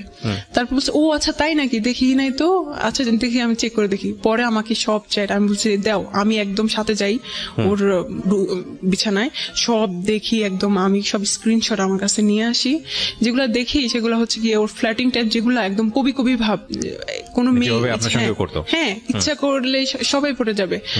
আল্লাহ কি প্রথমেই বলেছে ইমোশনালি ব্ল্যাকমেইল করা, ইমোশনালি দুর্বল করে ফেলা। হ্যাঁ, তারপরে হচ্ছে গিয়ে একদিন ও আমাকে বলে নাই, ওর আমার রুমমেট হচ্ছে গিয়ে তার বান্ধবীর মামার বাসায় গেছিল তার রোজার সময়। তারপরে ও এসে আমাকে বলে যে কি আপু জানেন কি হয়েছে, আল্লাহ কি হয়েছে, উনি তো আমার সাথে দেখা করছে। তাই নাকি, কি হয়েছে, কি বলছে? বলছে আরে আপনি জানেন না, কয়েকদিন আগে থেকে আমাকে বলতেছিল তোমার সাথে দেখা করবো, কথা আছে। তো আমি ভাবছি আপনার ব্যাপারে কিছু কথা বলবে, হয়তো আমার রিলেশনটা ঠিক করে দিতে পারলে ঠিক আছে, ভালো। ওরা আমার সব বান্ধবীরা জানে যে আমি তার জন্য অনেক উইক, এরকম। তারপরে হচ্ছে কি এই প্রমাণ পেলাম। তারপরে একদিন হচ্ছে আমি ওর প্রোফাইলে যাই, যে দেখি যে আমার একটা ফ্রেন্ড ওর একটা পোস্টে লাইক দিছে। এখন আমি বলছি আল্লাহ, তাও কলেজ ফ্রেন্ড, ও ওকে চিনে কিভাবে, ওর ফ্রেন্ড লিস্টে কিভাবে? আমি আমার ওই ফ্রেন্ডকে নক করি, বলি যে কি অবস্থা, বলতেছে দোস্ত সে তার সাথে আমার ইদানিং পরিচয় না, আমি জানি না তোর সাথে কি। তাকে আমি 2008 সাল থেকে চিনি, সে হচ্ছে আমার কোচিং এর টিচার, ফিজিক্স পড়ে তো তখন থেকে। বাট তুই দেখ, সে আমার টিচার ঠিকই, তুই আমার প্রত্যেকটা প্রোফাইল যেগুলো সিঙ্গেল পিকচার সেগুলোতে যে দেখ ও কি টাইপের কমেন্ট করে, এমন টাইপের কমেন্ট যেগুলো আমাকেও করতো, মানে বাহ, মানে অন্যরকম আর কি। তার একটা টিচার মানুষ, সে হচ্ছে তার স্টুডেন্টের ইয়েতে কেমন টাইপের ইয়ে করে, ইভেন আমাকে সে নক করে ফেসবুকে। সে সবসময় আমাকে বলতো যে ছেলেদের পোস্টে লাইক দিচ্ছো, তুমি একটা খারাপ, এই সে হ্যান দেন। কোথাও লাইক দিতাম, কিছু হয়েছে কি, এই আমি খারাপ, ফেসবুক ইউজ করা যাবে না, হ্যান না তেন না। কিন্তু সে যে এগুলো আমি টাইম সহ দেখতেছিলাম, ততদিনে আমি ফেসবুকে অনেক কিছু জানি, টাইম কতদিন কিবার, ও তো এইসব মেয়েদের সাথে ফ্লার্টিং করে আসছিল। ফাইন্ড আউট করে লাভটা কি? আপনি ফাইন্ড আউট করে, ও তো আপনাকে বলে দিয়েছে যে সে আপনাকে আর চায় না, তারপরে ফাইন্ড আউট কেন করছিলেন? ফাইন্ড আউট করতেছিলাম এই জন্য যাতে আমার সুবিধা হয় ওকে হেট করতে, আমি যাতে এনার্জি পাই। You got all those things. Find out করার পর আপনি পেলেন ওকে হেট করার মতো, তারপরে কি হলো? তারপরেও আমি ওকে ফোন দিছিলাম একদিন, ফোন দিয়ে আমি জানি এটাই হয় আসলে। হ্যাঁ, আমি কোনোভাবেই চাচ্ছিলাম না, তো এসে আমাকে বলে দেখবো তুমি আমাকে কত ভালোবাসো, তোমাকে 4 বছর টাইম দিলাম, তুমি বিসিএস ক্যাডার হবা, ঠিক আছে, বিসিএস ক্যাডার হয়ে তারপরে আমাকে বিয়ে করতে আসবা। তো আমি বলছি এই 4 বছরে তুমি আমার সাথে কোনো কন্ট্যাক্ট করবে না। তো আমি বলছি কন্ট্যাক্ট যদি না করি আমি কিভাবে জানবো আপনি অন্য মেয়েকে আপনার গার্লফ্রেন্ড হয়ে গেছে কিনা বা এসে হয়ে গেছে কিভাবে জানবো? সেটা পরে দেখা যাবে, পরে আসলেই জানতে পারবো 4 বছর পরে। আগে বিসিএস ক্যাডার হও তারপরে। আমার কখনো ইচ্ছা ছিল না বিসিএস পরীক্ষা দেওয়ার, কারণ আমি ইঞ্জিনিয়ারিং এ পড়ি, আমার বিসিএস এর প্রতি ইন্টারেস্ট ছিল না। তারপর আমি বলছি আচ্ছা ঠিক আছে, আমি ওই কন্ডিশনেও আমি রাজি হয়ে গেছিলাম, কারণ আমি কোনোভাবেই ওকে হাতছাড়া করতে চাইছিলাম না। আমি পড়াশোনা নেটে সার্চ দিতেছিলাম কি কি আছে কোথায় কি এভরিথিং, সেই রকম বিসিএস এর প্রিপারেশন নেওয়া শুরু করছি। আমার বাবা মা এদিকে আমাকে ফোন দিছিল, তারা ঢাকায় আসতেছে, আমাকে কোনো একটা ছেলে দেখতে আসতেছে, সুইডেনে থাকে। তারপর হচ্ছে গিয়ে আমি গেলাম, এমন অবস্থা বাসায় মনে যেন আজকে বিয়ে হয়ে যাচ্ছে, এরকম একটা অবস্থা। বাসায় সবাই খুব এক্সাইটেড। ওই ছেলের সাথে আমার যখন কথা হইলো, একটা রুমে আমাদেরকে পার্সোনালি কথা বলতে দিল, আমি খুব নার্ভাস ছিলাম, আমি শুধু হ্যাঁ না করতেছিলাম। ওই ছেলেটাকে খুব পজিটিভ মনে হয়েছিল আমার ব্যাপারে। তারপরে হচ্ছে গিয়ে বলতেছিল দেখা হবে, ওই ছেলেটা আমাকে বলতেছিল দেখা হবে ইনশাল্লাহ, এটা বলে চলে গেছে। কিন্তু ওই ছেলেটাকে আমার ফুফুর পছন্দ হয় নাই, কারণ ছেলেটা একটু বয়স্ক ছিল, হেলদি টেলদি ছিল, আমার সাথে তাকে যাচ্ছিল না। তো বুঝতে কি পাগল হয়ে গেছে, মেয়ের লাইফটা নষ্ট করে দিবে, এসে হ্যান অনেক ভালো আসবে ইনশাল্লাহ। তো কোনোভাবে ফ্যামিলি থেকে মানা করে দিল। কিন্তু আমি যে ওইটা ফেস করার পরে, এটা আমার লাইফের ফার্স্ট প্রপোজাল ফ্যামিলি থেকে। আমি বাসায় যাওয়ার পর, আমার মেসেজ যাওয়ার পর আমি অনেক চিন্তা করলাম যে আমার বাবা আমার জন্য ছেলে দেখতেছে, সুইডেন থেকে শুরু করছে, তার অনেক টাকা বেতন, সে কিন্তু অনেক স্ট্যাবলিশ। আর সে তো আমার গায়ে হাত দেওয়ার সাহস পাবে না, আমার বাবা হাত ভেঙে ফেলবে ওর, বা ফ্যামিলি থেকে একটা ইয়া নিবে। আর আমি যাকে পছন্দ করি আমি এভাবে ইগনোর হচ্ছি, আমার ভালোবাসার মূল্য তার কাছে নাই, আমি কোথায় আছি, কি করতেছি আমি, এই ধরনের আমি চিন্তা করতেছিলাম। আমি খুব একটা এনার্জি পাইছি ওই জায়গা থেকে। তো আমি ওকে ফোন দিয়ে বলতেছি আমি আপনাকে আর ফোন দিব না, আমি আপনাকে আর ডিস্টার্ব করবো না, আপনি আপনার মতো থাকেন। এটা বলার পরে সে হাসছে, কারণ আমি এরকম অনেকবার বলছি যে আমি আপনাকে ফোন দিব না, তারপরেও ফোন দিছি। তো আমি বলছি আচ্ছা ঠিক আছে, আপনি হাসেন আর যাই করেন, এটাই হচ্ছে লাস্ট ফোন। এখানে একটা কথা বলি, আপনাদের মধ্যে কি এমন কোনো কিছু ছিল যেটা তারা সে তাকে আপনাকে ব্ল্যাকমেইল করতে পারতো? সরি, আমি এটা স্কিপ করে গেছি। হ্যাঁ, ও হচ্ছে, ওর কাছে আমার 2টা ভিডিও আছে। একটা ভিডিও হচ্ছে গিয়ে খুব অ্যাবনর্মাল, আমি কাঁদতেছিলাম যে আমি সরি, আমি এরকম করবো না, আমি আর ওকে সার্চ দিব না, এদেরকে আর সার্চ দিব না। আর হি ওয়াজ রেপিং মি। এটা ভিডিও করেছে সে? এটার ভিডিও করছে, এটা ফার্স্ট ভিডিও করছে। বলতেছে আমি এগুলার কাছে দাঁড়াই না, আমি এগুলো পছন্দ করি না, কিন্তু আমার মনে হয় এখন করা উচিত। ও এটা বলছিল, আমি যাই হোক। তারপর এটা ছিল ফার্স্ট পার্ট। আমি জানি, আমি তখন বিশ্বাস করছিলাম ওগুলা ডিলিট করে দিবে, কারণ আমি ওকে অনেক বিশ্বাস করতাম। আচ্ছা, তারপর সেকেন্ড পার্ট? সেকেন্ড হচ্ছে গিয়ে ও আরেকটা ভিডিও করছিল, সেটা নর্মাল। এটা তো আপনার সম্মতি ছিল? আমার সম্মতি ছিল, কারণ ওকে একবার তো করছিলই। তারপর বলছে যে এগুলো কিছুই হবে না, এগুলো আমি এমনিতে রেখে দিব। তো আপনি বলেননি যে তুমি এগুলো ডিলিট করে দাও? এবং এগুলো নিয়ে বাংলাদেশে যে পরিমাণ সোশ্যালি যেগুলো একটা ভয়ঙ্কর রকমের ক্রাইম, লাস্ট ফোন কনভারসেশনে কি ছিল? এর মধ্যে যখন ওই যে 8 মাসে আমাদের ব্রেকআপ ছিল, তখনই আমি বলছিলাম প্লিজ এগুলো ডিলিট করে দাও। যদি আমার যদি বিয়ে হয়ে যায়, আমার হাজবেন্ড জানবে যে আমার বউ এরকম আছে, তখন তো এটা ইয়ে হবে। জানো, এটার দাবিদার তো আমিও তো এটাতে রেসপন্স, আমিও এটা ইনভলভ, এটা আমার রাখার রাইট আছে। আমি তাহলে যেখানে সম্পর্কই নাই, যেখানে আপনি আমাকে চাচ্ছেনই না, সেখানে এগুলো রেখে লাভ কি আপনার? তো বলতেছে যে সেটা আমি বুঝবো, আমি এটা করবো না, আর তোমার আর কিছু বলার আছে? তারপরে হচ্ছে গিয়ে সেটা কোথায় রাখছে সেটাও আমি জানি। এখনো আপনি জানেন? আমি জানি কোথায় রাখছে। কোথায় রেখেছে? ওর গুগল ড্রাইভে। সবচেয়ে নিশ্চিন্ত জায়গা বাংলাদেশের এখন ছেলেদের এই জায়গাটা, গুগল ড্রাইভ। আমি সেদিন আমার স্যারকে জিজ্ঞেস করছিলাম, আমি খুব software security, sorry cyber security. কথাটা বলা ঠিক হলো না বাংলাদেশের ছেলেদের, কারণ বাংলাদেশের সব ছেলে এরকম না, বাট যারা করে ফ্রড তাদের জন্য বোধহয় একটা খুব সেফ জায়গা হয়ে গেছে গুগল ড্রাইভ। ওকে ভাইয়া, ইদানিং একটু বলি, আমার এই সেমিস্টারে একটা কোর্স আছে সাইবার সিকিউরিটি। তো আমি ইদানিং শিখা শুরু করছি কিভাবে ওয়েবসাইট হ্যাক করে, কিভাবে প্রোটেক্ট করে, কিভাবে ডাটাবেস হ্যাক করে। তো আমি স্যারকে একটা কথা জিজ্ঞেস করছি, স্যার আপনি আমাদেরকে এগুলো শিখাইছেন, কিন্তু গুগল ড্রাইভ কিভাবে হ্যাক করে, এটা কি পসিবল? বলছে, হাসতেছিল, যদি এটা পসিবল হতো তাহলে তো তোমারটাই আগে হ্যাক হইতো কোনোভাবে। এটা পসিবল না। হ্যাঁ পসিবল, অবশ্যই, যারা ডেভেলপার তাদের কাছে সবকিছু সেই জায়গাটা নাইবা গেলাম, পসিবল আর ইম্পসিবল। কিন্তু মানে আমি চাচ্ছিলাম, আপনি ওকে বলছিলেন যে তুমি এটা ডিলিট করে দাও, বাট কেউ যদি এটা কখনো করে কারো কাছে, করার পর আপনার সামনে ডিলিট করলে এটা যে কপি নাই, আপনি ইনশিওর হবেন কিভাবে? শিওর হব, হয়তো সে অন্য একটা ইমেল আইডি ক্রিয়েট করে, জানি না, গুগল ড্রাইভে রাখলেও আপনি এটা নিশ্চিত হতে পারবেন না, কারণ কোন একটা মানুষ যদি আপনি যদি 100% শিওর থাকেন এটা ফার্স্ট কপি, লাইক আপনার সেলফোনে করেছে বা অন্য কোথাও করেছে, প্রথমত করাটাই অন্যায়। করার পরে যদি আপনি নিশ্চিত থাকেন যে এটা ফার্স্ট কপি এবং সেই ফোনটা আপনি সিজ করে ফেললেন বা সেখান থেকে ডিলিট করে দিলেন, কিন্তু তারপরে অনেক সময় অন্যান্য তো নিশ্চিত আছে। হওয়া যায় না। আর আপনি যেহেতু তাকে স্পেস দিয়েছেন, সেখানে পারলে 100টা কপি করে ফেলেছে, এখন তো আপনি নিশ্চিত হতে পারবেন না। It's a police case. হ্যাঁ, তো আমি যখন ওকে ফোন দিলাম, তো ও হচ্ছে গিয়ে তখনও বলতেছিল, হ্যাঁ তোমার তো আরেকটা সিম চালু হয়েছে, তুমি তো এখন অনেক কিছু করতেছো। তখনও হচ্ছে গিয়ে ওই কাহিনী। আমি যে দেখেন, আমি আপনাকে ফোন দিছি কিন্তু সম্পর্ক ঠিক করার জন্য না, আমি একেবারে শেষ করার জন্য আপনাকে ফোন দিছি। আমি আপনাকে আর ডিস্টার্বও করবো না, আপনি আপনার লাইফ মতো থাকেন। তো একটু হাসতেছিল। আমি আচ্ছা ঠিক আছে, দেখা যাক আমি কতটুকু পারি কন্ট্রোল করতে, দেখা যাক। অবশ্যই সে আমার ফ্যামিলি মেম্বার, সে অলরেডি জেনে গেছে যে আমাকে কেউ দেখতে আসছে। তারপরে হচ্ছে গিয়ে এটা বলে আমি ফোন রেখে দিলাম 7 নভেম্বর। ওই দিন লাস্ট কথা হয়েছে। এরপরে আমার আর ইচ্ছাও হয় নাই, আমি আর কষ্টও পাই নাই, আমি আর ওকে ফোনও দিই নাই। ও আপনাকে ট্রাই করেছে? না, ও তো আমাকে কখনোই ট্রাই করতো না। ওকে, এখানে এই যে ভিডিওটা আপনি রেখে দিলেন, সারা জীবনের জন্য এটা একটা আতঙ্ক। তো এটা নিয়ে আপনার খারাপ লাগে না, কষ্ট হয় না? হ্যাঁ, আমি আসবো, ওটা নিয়ে তো এখন ঘটনাটা চলতেছে। তারপরে হচ্ছে গিয়ে এইদিকে আমি কি করলাম, আমি আমার ইমেল অ্যাড্রেস চেঞ্জ করলাম, পাসওয়ার্ড চেঞ্জ করলাম, আমার ফোনেও কিন্তু করা, ও দেখতে পারে আমার ইনকামিং কল, আউটগোয়িং কল, এগুলোও দেখতে পারে। আমি অফিসে কল দিলাম, দিয়ে বললাম, এত বেশি তার কাছে ক্লিন হতে গিয়েছেন যে জীবনে কোনো পার্সোনাল বিষয় রাখেননি, সব তাকে শেয়ার করেছেন। সব আমার হাজবেন্ড। চরম পর্যায়ের বোকা। এসএসসি ইন্টার পড়ুয়া মেয়েরাই আসলে এই জিনিসগুলো বেশি করে। হ্যাঁ, তারপর হচ্ছে কি আমি অফিসে কল দিলাম, দিয়ে বললাম যে আমি এটা কিভাবে কি করতে পারি। তারপর ওরা আমাকে বললো, ওয়েবসাইট লিঙ্ক বললো, আমি ওখানে গেলাম, গিয়ে হচ্ছে সব চেঞ্জ করলাম। তারপরে যাচ্ছে ফেব্রুয়ারিতে 2019 সালে ফেব্রুয়ারিতে আমার সেমিস্টার ব্রেক ছিল। ও এইদিকে কি হয়েছে এটা বলতেই হবে।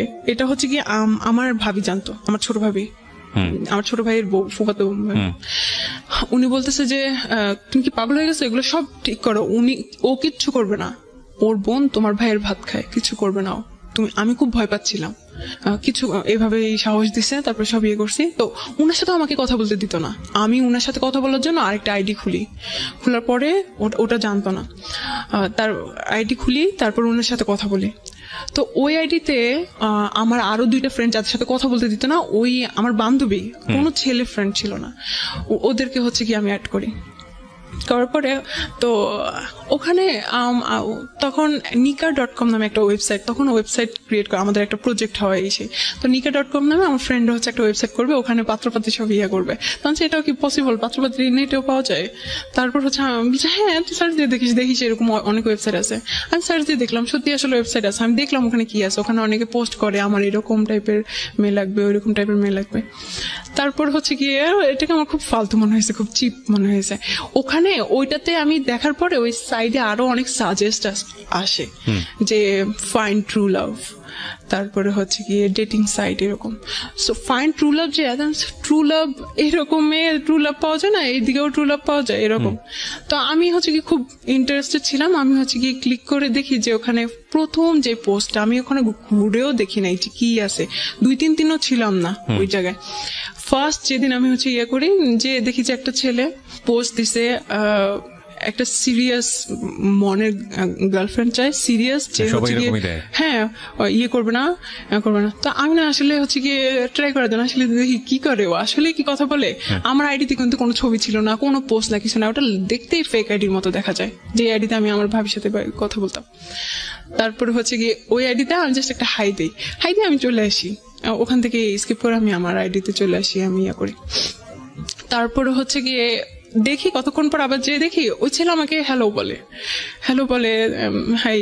তো আমি বলছি আমি বাংলাদেশ থেকে, please don't think that I am fake or something like that.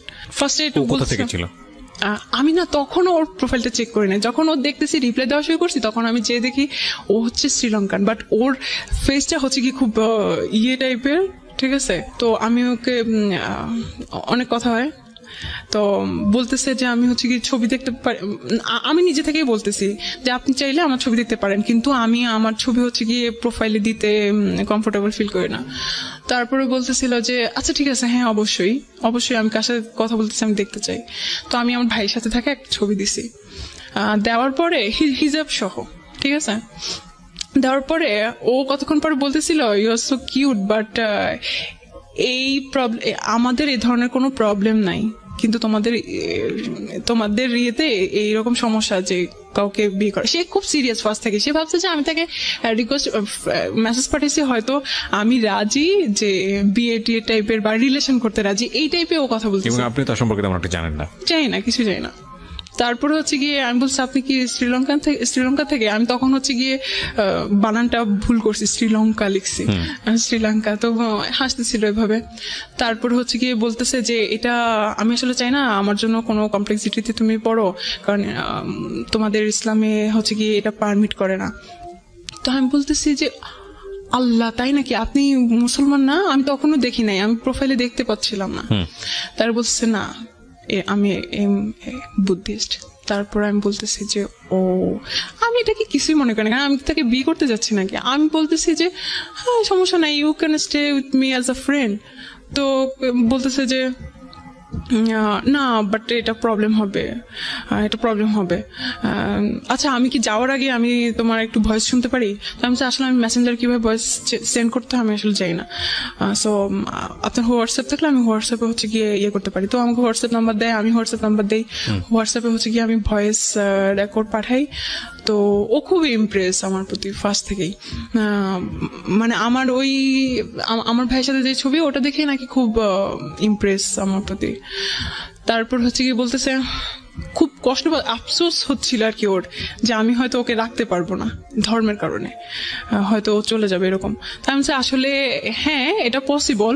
আমি তখন সিরিয়াস না, আমি এমনিতে বলতেছিলাম যে হ্যাঁ বিয়ে করা পসিবল যদি কেউ কনভার্ট করে। বলছে না আমি তো এটা কখনোই করবো না, আমি তো কনভার্ট কখনোই হব না। তো আমি বলছি তাইলে এটা পসিবল না, কারণ এটা এরকম কোনো সিস্টেম নাই। তো বলছে আসলে সিস্টেম নাই না, এটা হচ্ছে কি ও তো ওর ধর্মের মতো কথা বলে, তাই না? ও তো আর আমাদের ধর্মের ব্যাপারে তো জানে না। তো বলছে আসলে এটা মানুষের বানানো রুলস, এটা আসলে সিস্টেম না। তা আমি বলছি যে না, মানুষের বানানো রুলস না, এটা হচ্ছে এরকম। তো বলছে যাই হোক, আমি মনে করি যে ধর্মের কারণে ভালোবাসা ইয়ে করা এটা ঠিক না, হ্যান তেন। ও ওর মতো করে লজিক দিচ্ছিল। সেদিন হচ্ছে কি আমরা এরকম মানে কথা কাটাকাটি করতেছি সাইলেন্টলি, মানে সেরকম ফাইটিং না। একটা জিনিস খেয়াল রাখবেন এখানে, একটা বিষয় যে এলডিআর যেটাকে বলে লং ডিস্টেন্স রিলেশনশিপের ফিলিংসটা আরো অনেক বেশি দ্রুত দৌড়ায়। মানে দ্রুত দৌড়ায় বলছি আমি যেটা বোঝাচ্ছি যে আসলে একটা মানুষ পাশাপাশি আছে, তাকে দেখে ভালো লাগা, তাকে দেখে জীবনে নেয়া, এটার জন্য প্রচুর ইকুয়েশনের সময় হয়, এবং তারপরে কোন একটা গুণ দেখে হয়তো তার প্রতি মানুষ ইমপ্রেস হয়। কিন্তু লং ডিস্টেন্স রিলেশনশিপে যেহেতু দেখা না দেখা, কাছে পাওয়া, এরকম অনেক বড় একটা দূরত্ব থাকে, তখন অদ্ভুতভাবে এর সাইকোলজি নিয়ে যারা পড়াশোনা করেন তারা এই বিষয়গুলোকে খুব সুন্দর করে ব্যাখ্যা করতে পারবেন। বাট আমার কাছে যেটা মনে হয় যে আপনার কাউকে ভালো লাগার জন্য আপনার ভিতরে যেসব ফিলিংস থাকা প্রয়োজন, সেই ফিলিংসগুলো নিয়ে যেই মানুষটার অবয়ব আপনার মধ্যে তৈরি হওয়া প্রয়োজন, লং ডিস্টেন্স রিলেশনশিপে এই জিনিসটা খুব দ্রুত হয়। অর্থাৎ আপনার মধ্যে মনে হতে শুরু করে যে না, এই মানুষটা বোধহয় সবকিছু, আমি যেটা চাই সেই সব গুণের অধিকারী। এবং আমার মনে হয় যে মেয়ের ক্ষেত্রে সেটাও হয়েছে। জি, তারপরে কি হলো? তারপরে ভাই ও কোনোভাবে থাকতে রাজি না। আমি আচ্ছা ঠিক আছে, আমার কি সমস্যা কি, আমি এখানে গেছি আমি দেখার জন্য, না হলে নাই। তো আমি বলতেছি যে আমি বারবার এটাই মেনশন করতেছিলাম যে আপনি ফ্রেন্ড হিসেবে থাকতে পারেন, আমার কোনো সমস্যা নেই। হ্যাঁ, আমার অনেক হিন্দু ফ্রেন্ড আছে, ইভেন আমার সমস্যা নাই, অন্য ধর্মের ফ্রেন্ড থাকতেই পারে। সে বারবার এটাই বলতেছিল যে না, আমি তোমাকে কোনো কমপ্লেক্সিটিতে ফালাতে চাই না, বিকজ সে নাকি মানে 5 বছর পরে কিছু একটা ফিল করতেছিল, যে এই ফিলিংসটা সে কখনোই পায় নাই, মানে আপনাকে দেখে। তারপর আমি জাস্ট ওকে একটা ভয়েস মেসেজ পাঠাই, সে আমাকে বলছে যে তোমার কি মনে হয়, তুমি কি এরকম কিছু ফিল করতে পারতেছো, বা তোমার কি মনে হয়? তাই আমি বলছি আমি জানি না, বাট আমি চাই, আমি আপনাকে যেতে দিতে চাই না, আপনি আমার সাথে ফ্রেন্ড হিসেবে থাকতে পারেন। একটু আমি জাস্ট ভয়েস মেসেজ পাঠাইছিলাম। তো ও এইটাকে এত পছন্দ করে এখন পর্যন্ত, বলতে তুমি কতটা অনেস্ট ছিলা, মানে চাওয়া মাত্রই দিয়ে দিয়েছো। হ্যাঁ, যে যাইতে দিতে চায় না বা এরকম। ওটার পর থেকে নাকি ও আরো বেশি ফল করে। তারপরে হচ্ছে গিয়ে বলতেছে প্লিজ, নাকি ও বাংলা জানে না? না, বাংলা জানে না, হিন্দি জানে, ইংলিশ জানে, এরকম। তো বলতেছে যে আচ্ছা please let's make a plan, কিভাবে আমরা হচ্ছে কি একসাথে হতে পারি। তাহলে কিরকম প্ল্যান, আমি না খুব ইন্টারেস্টেড ছিলাম যে দেখি ও কিভাবে আমাকে ট্রিট করে, ও আমাকে জন্য এতই হয়ে গেছে, এত সিরিয়াস হয়ে গেছে, আমি অবাক হচ্ছিলাম। আমি আবারও একটু ইন্টারাপ্ট করছি, আজকে আমি বেশি ইন্টারাপ্ট করছি, ক্ষমা চেয়ে নিচ্ছি এবং সেটার প্রয়োজন আছে বলেই। আজকের এই যে সিক্রেটসটা, পুরো সিক্রেটসটা এখানে রিভিল হচ্ছে। বিয়ে বলতে যেটা বুঝি যে কারোর সঙ্গে কারো সংসার হওয়া, কিন্তু বিয়ের হওয়ার আগে বিয়ে পূর্ববর্তী যে বিষয়গুলো, বিয়ে নিয়ে জ্ঞান দেওয়া, প্রপার মানুষকে সিলেক্ট করা, কার সঙ্গে বিয়ে হতে পারে, বিয়ে হলে কি হয়, এই বিষয়গুলো নিয়ে যে জ্ঞান দেওয়া, পরিবার থেকে আসুক বা পরিবারের অন্যান্য সদস্যদের কাছ থেকে আসুক, যে সময় তাদেরকে এই জ্ঞানটা দেওয়া প্রয়োজন, সেটা না হলে কি হতে পারে একটা মেয়ের জীবনে কিংবা একটা ছেলের জীবনে, মূল জায়গাটা এতক্ষণে আপনারা হয়তো রিভিল করতে পারবেন। কারণ আরেকটা ভয়ানক রকমের ঘটনা যেটা ওর জীবনে ঘটেছে, আমি জানি না এটা রেজাল্ট কি, বাট আমাদের জায়গা থেকে এটা ভয়ানকই মনে হবে। ঠিক আছে, আমরা সেদিকে আগাতে চাই। জি বলেন। তারপর হচ্ছে গিয়ে একটা প্ল্যান মেক করা শুরু করছে। ইভেন এটা বলে যে আমার মনে হয় তোমার বাবা আমাকে পছন্দ করবে। তারপর নিজে থেকে সে নিজের দিতেছিল, সে কি করে না করে। সে সফটওয়্যার ইঞ্জিনিয়ারিং এ পড়াশোনা করছে, সে এখন এই চাকরি করে, খুব ভালো বেতন। ভাই আমি এগুলো শুনতে চাচ্ছি না, এগুলো তো সে এখানে এসে কেন পাত্রী খুঁজছে, এত ভালো সেখানে সে কেন পাত্রী খুঁজছে? সেও কি কিউরিওসিটির জায়গা থেকে এখানে এসছে নাকি আপনার মতোই জাস্ট? আমি এটা আজ পর্যন্ত জানি না, জানা উচিত। হ্যাঁ, এগুলো ভুল, এগুলো বড় রকমের ভুল। আমি অবশ্যই জানবো। তারপর হচ্ছে গিয়ে ও বলতেছে আচ্ছা ঠিক আছে, আমার বাংলাদেশি ফ্রেন্ড আছে, তুমি চাইলে কিন্তু আমি তোমার বাবার কাছে প্রস্তাব পাঠাতে পারি, এবং সে আমার বাবা আমার সাথে কথা বলতে পারে। একদম এভাবে সিরিয়াস সে। তাহলে ভাই আল্লাহর রাস্তায় মাপ চাই, আমার বাবার কাছে পাঠাতে চাও না, উল্টা আমাকে ফোর্স করে বিয়ে দিয়ে দিবে, তোমার জন্য আমার পড়াশোনা বাদ হয়ে যাবে। বলতেছে তাহলে কি করা যায়? আমার মনে হয় তোমার বাবা আস্তে আস্তে। একদিনের কথোপকথনই আপনার? একদিনে সুপার ফাস্ট। হ্যাঁ, আমি বলতেছি যে আদারওয়াইজ তো আমরা হয়ে যাবো, তাই না, ডিসকানেক্ট হয়ে যাবো। আচ্ছা ঠিক আছে ভাই, তুমি তোমার মতো থাকো, আমি আমার মতো থাকি। এই জন্য ও এটা এতটুকু পর্যন্ত। কেন ডিসকানেক্ট হবেন? আপনার হোয়াটসঅ্যাপ ইউজ করতে পারতো, মানে আপনার সেটা আপনাকে হোয়াটসঅ্যাপে কানেক্ট করতে পারতো বা অন্যান্য মাধ্যমে সে আসতে পারতো। হ্যাঁ, কিন্তু একটা মানুষ যখন বলবে যে আচ্ছা ঠিক আছে আমি তোমাকে আর ডিস্টার্ব করবো না, আচ্ছা ঠিক আছে ওকে বাই, দেন তারপরে ও আসবে কিভাবে? ঘটনা যেটা ঘটেছে যে উনি হচ্ছেন বুদ্ধিস্ট আর আমাদের এই বোনটি হচ্ছে মুসলমান। সো প্রথম বাধাটাই ছিল হচ্ছে ধর্ম, এবং এই বাধা এবং আমরা স্টে করবো কিনা, দুটো জিনিস একসাথে মুভ করেছে। তো সম্পর্ক হওয়ার ক্ষেত্রে যদি প্রথম থেকেই বাধা থাকে, সেই সম্পর্কটা খুব তীব্রতর হয়, এবং এটা ওদের ক্ষেত্রে হয়েছে। প্রথম দিনই দেখছে থাকবো না, আসলে জয়ী হবে কি, থাকবো না। হ্যাঁ, তখন দেখা গেছে যে না, এই বললাম না যে ফুল অফ ইমোশন। হ্যাঁ, তারপর হচ্ছে কি আমি আসলে এত কমপ্লেক্সিটির মধ্যে জড়াইতেই চাইছিলাম না, কারণ না ভাই একটা জিনিস থেকেও করতে আমার ওই রিলেশনের সাথে এই সম্পর্কে যাওয়ার যে পসিবিলিটি ক্রিয়েট হচ্ছে, সেটার গ্যাপ কতখানি? মানে আগের রিলেশনটা ব্রেকআপ হয়েছে কত আগে? ওটা তো অনেকবার। না, লাস্ট ব্রেকআপটা হয়েছে লাস্ট হচ্ছে গিয়ে 2017 সালের। মানে গ্যাপ কতটুকু, বয়সের সময়ের গ্যাপ বলতে চাচ্ছি। সময়ের গ্যাপ হচ্ছে 7-8 মাস, 6 মাস। তার মানে আপনার মনের ভিতর থেকে কিছুটা হলেও 6 মাস না, সরি কতদিন, 1 বছর হয়ে গেল। তো আপনার এই জায়গাটা থেকে নিজেকে সামলে ওঠার কথা। যেটা হয় যে আমাদের ক্ষেত্রে যেটা হয় যে আমরা অনেক সময় দেখি যে একটা রিলেশনশিপে স্যাটিসফাইড না, ধাম করে সে আরেকটা জায়গায় সুইচ করে ফেলেছে হ্যাপি হওয়ার জন্য। হ্যাঁ, সেটা একটা অন্য হিসাব, কিন্তু আপনি তো একটা গ্যাপ পেয়েছেন, তার মানে নিজেকে তো ঠিক করে ফেলার কথা। হ্যাঁ, আমার ওর জন্য কোনো কষ্টই হচ্ছিল না, কোনো কষ্ট ছিল না, কিন্তু আমি ওই ঘটনাগুলো তো ভুলতেছিলাম না যে আমি আর ঝামেলাতে জড়াতে চাইছি। তারপর কি করলেন? ও বলছিল আচ্ছা ঠিক আছে তাহলে, হ্যাঁ যেহেতু একটা মুসলিম কান্ট্রি, এটা তো অনেক বাধা থাকতে পারে, অনেক সমস্যা হতে পারে। ইন্ডিয়া এরকম করে কি মেরে ফেলে, ইন্ডিয়া এই ধরনের প্রবলেম। আপনাদের কথোপকথন? হ্যাঁ, আমরা এগুলা বলছি। তো এরকম অনেক ঘটনা আছে। তারপর হচ্ছে কি বলতেছে আচ্ছা তাহলে কি করা যায়, তাহলে তোমার কি এরকম কোনো প্ল্যান আছে বাইরে যেয়ে তুমি পড়াশোনা করবে? আমি হ্যাঁ, এটা তো আমার আগে থেকে প্ল্যান আছে। তো বলছে হ্যাঁ, এটা খুব ভালো বুদ্ধি, তাহলে হচ্ছে কি আমরা তুমি পড়াশোনার জন্য বাইরে যাবে, দেন আমরা ওখানে মিট করবো। আমি ভাই এখনো তো অনেক দেরি, ওটা বলছে সমস্যা নাই, আমি অপেক্ষা করবো। তারপরে হচ্ছে গিয়ে আমি বলছি আচ্ছা ঠিক আছে দেখা যাক। তারপরে কথাবার্তা হয়। এখানে আমি ওকে বোঝানোর চেষ্টা করি যে আমাদের ইসলামটা অনেক সুন্দর, এটা অনেক পিসফুল। মানে সামহাউ আপনি ওকে চিন্তা করছিলেন যে ওকে কনভার্ট করা যায় কিনা? হ্যাঁ, কারণ আমি তো অতটুকু পর্যন্ত আমার মেন্টালিটি যায়, মানে অতটুকু পর্যন্ত আমি চিন্তাই করি নাই। আর আমি তো অতক্ষণ পর্যন্ত এত সিরিয়াস ছিলাম না, এত ভালোবাসা বা আমি চাচ্ছিলাম যে একটা ছেলে আমাকে পছন্দ করে, একটা অন্য রিলিজনের, আচ্ছা ঠিক আছে দেখি ও হয়তো ভালো আমাকে ভালোবাসে। আপনাকে মানে আমি বুঝলাম না, একদিনের মধ্যে আপনাকে পছন্দ করে ফেলেছে? হ্যাঁ, এবং সে বিয়ে শাদী করার জন্য রাজি? হ্যাঁ। তো ও জানতো না ওর ধর্মের সঙ্গে আপনি যান না, ক্লাস করেন? বলতেছে ওদের কোনো সমস্যা নাই, ওদের এই ধরনের কোনো প্রবলেম নাই। এটা ওর কথা ছিল? হ্যাঁ, ওর ফ্যামিলিতে এই ধরনের কোনো প্রবলেম নাই। ভাইয়া একদিন হচ্ছে গিয়ে আমি একদম ডিসিশন নিয়েই ফেলি যে আমি এই ঝামেলায় জড়াবো না, এখানে আমাদের স্টপ করা উচিত। আমি ওকে এভাবে ডিরেক্টলি বলি যে উই শুড স্টপ হিয়ার। তারপরে বলছিস কেন, শুধু ধর্মের কারণে? আল্লাহ আমাকে হচ্ছে গিয়ে মুসলমান করে বানায় নাই, ইভেন বাংলাদেশে বানায় নাই দেখে হচ্ছে কি তুমি এটা করতে চাচ্ছ? আমি যে হ্যাঁ, এটার জন্যই। সেদিন খুব বড় ধরনের একটা ইয়ে হয়েছিল। তারপর হচ্ছে কি আমি বলছি যা বাদ। আমি চিন্তা করতেছিলাম এই ছেলেটা আমার জন্য এত উইক হয়ে গেছে। আমাকে কখনো লাইফে কেউ বলে নাই যে তুমি অনেক সুন্দর, তুমি অনেক ভালো, অনেক অনেস্ট, কেউ বলে নাই। বাট তারপর আমি শুধু ধর্মের জন্য ওকে ইয়ে করে দিচ্ছি যে আমার দরকার নাই। তারপরে হচ্ছে গিয়ে ও খুব ইমোশনাল হয়ে গেছিল। আমি ওর সবকিছু ইয়ে করছি, ইগনোর করছি। দরকার নেই ইমোশন আমাকে একবার খেয়ে ফেলছে।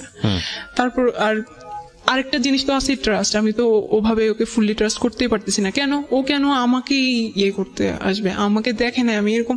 আর ও বলতো যে আমি ফার্স্টেই বলছি যে আমি শর্ট, আমার রিলেশন ছিল অতদিনে, আমি রিলেশনের কথা বলছি যে এরকম।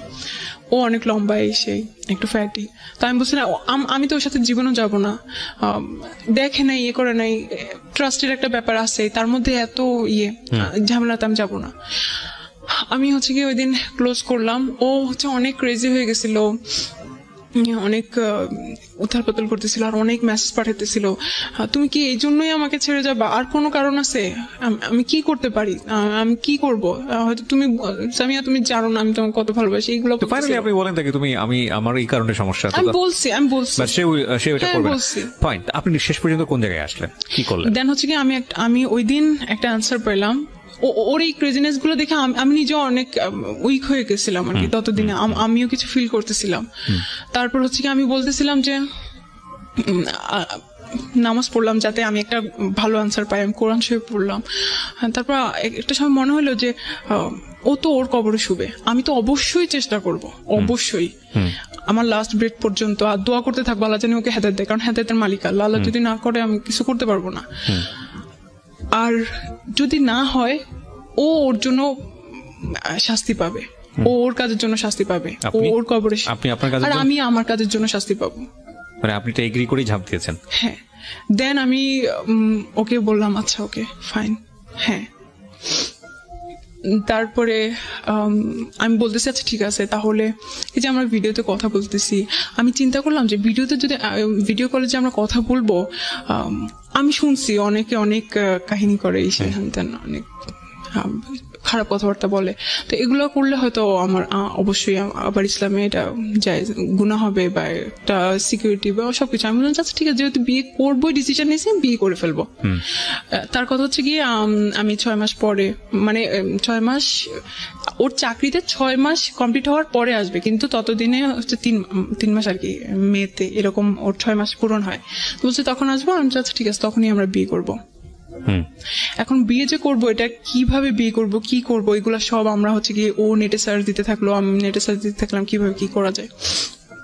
তারপরে হচ্ছে কি এইদিকে বিয়ে করব, তো আমি ঠিক আছে বুঝলাম বিয়ে করবো, আমি ওকে বলছি। বাট একটা যে বিশ্বাসের জায়গা, ও যে আসলেই ভালো মানুষ, ও যে আসলে রিয়েল, এটা আমি বিশ্বাস করতে, এত অন্ধবিশ্বাস করি নাই আর কি।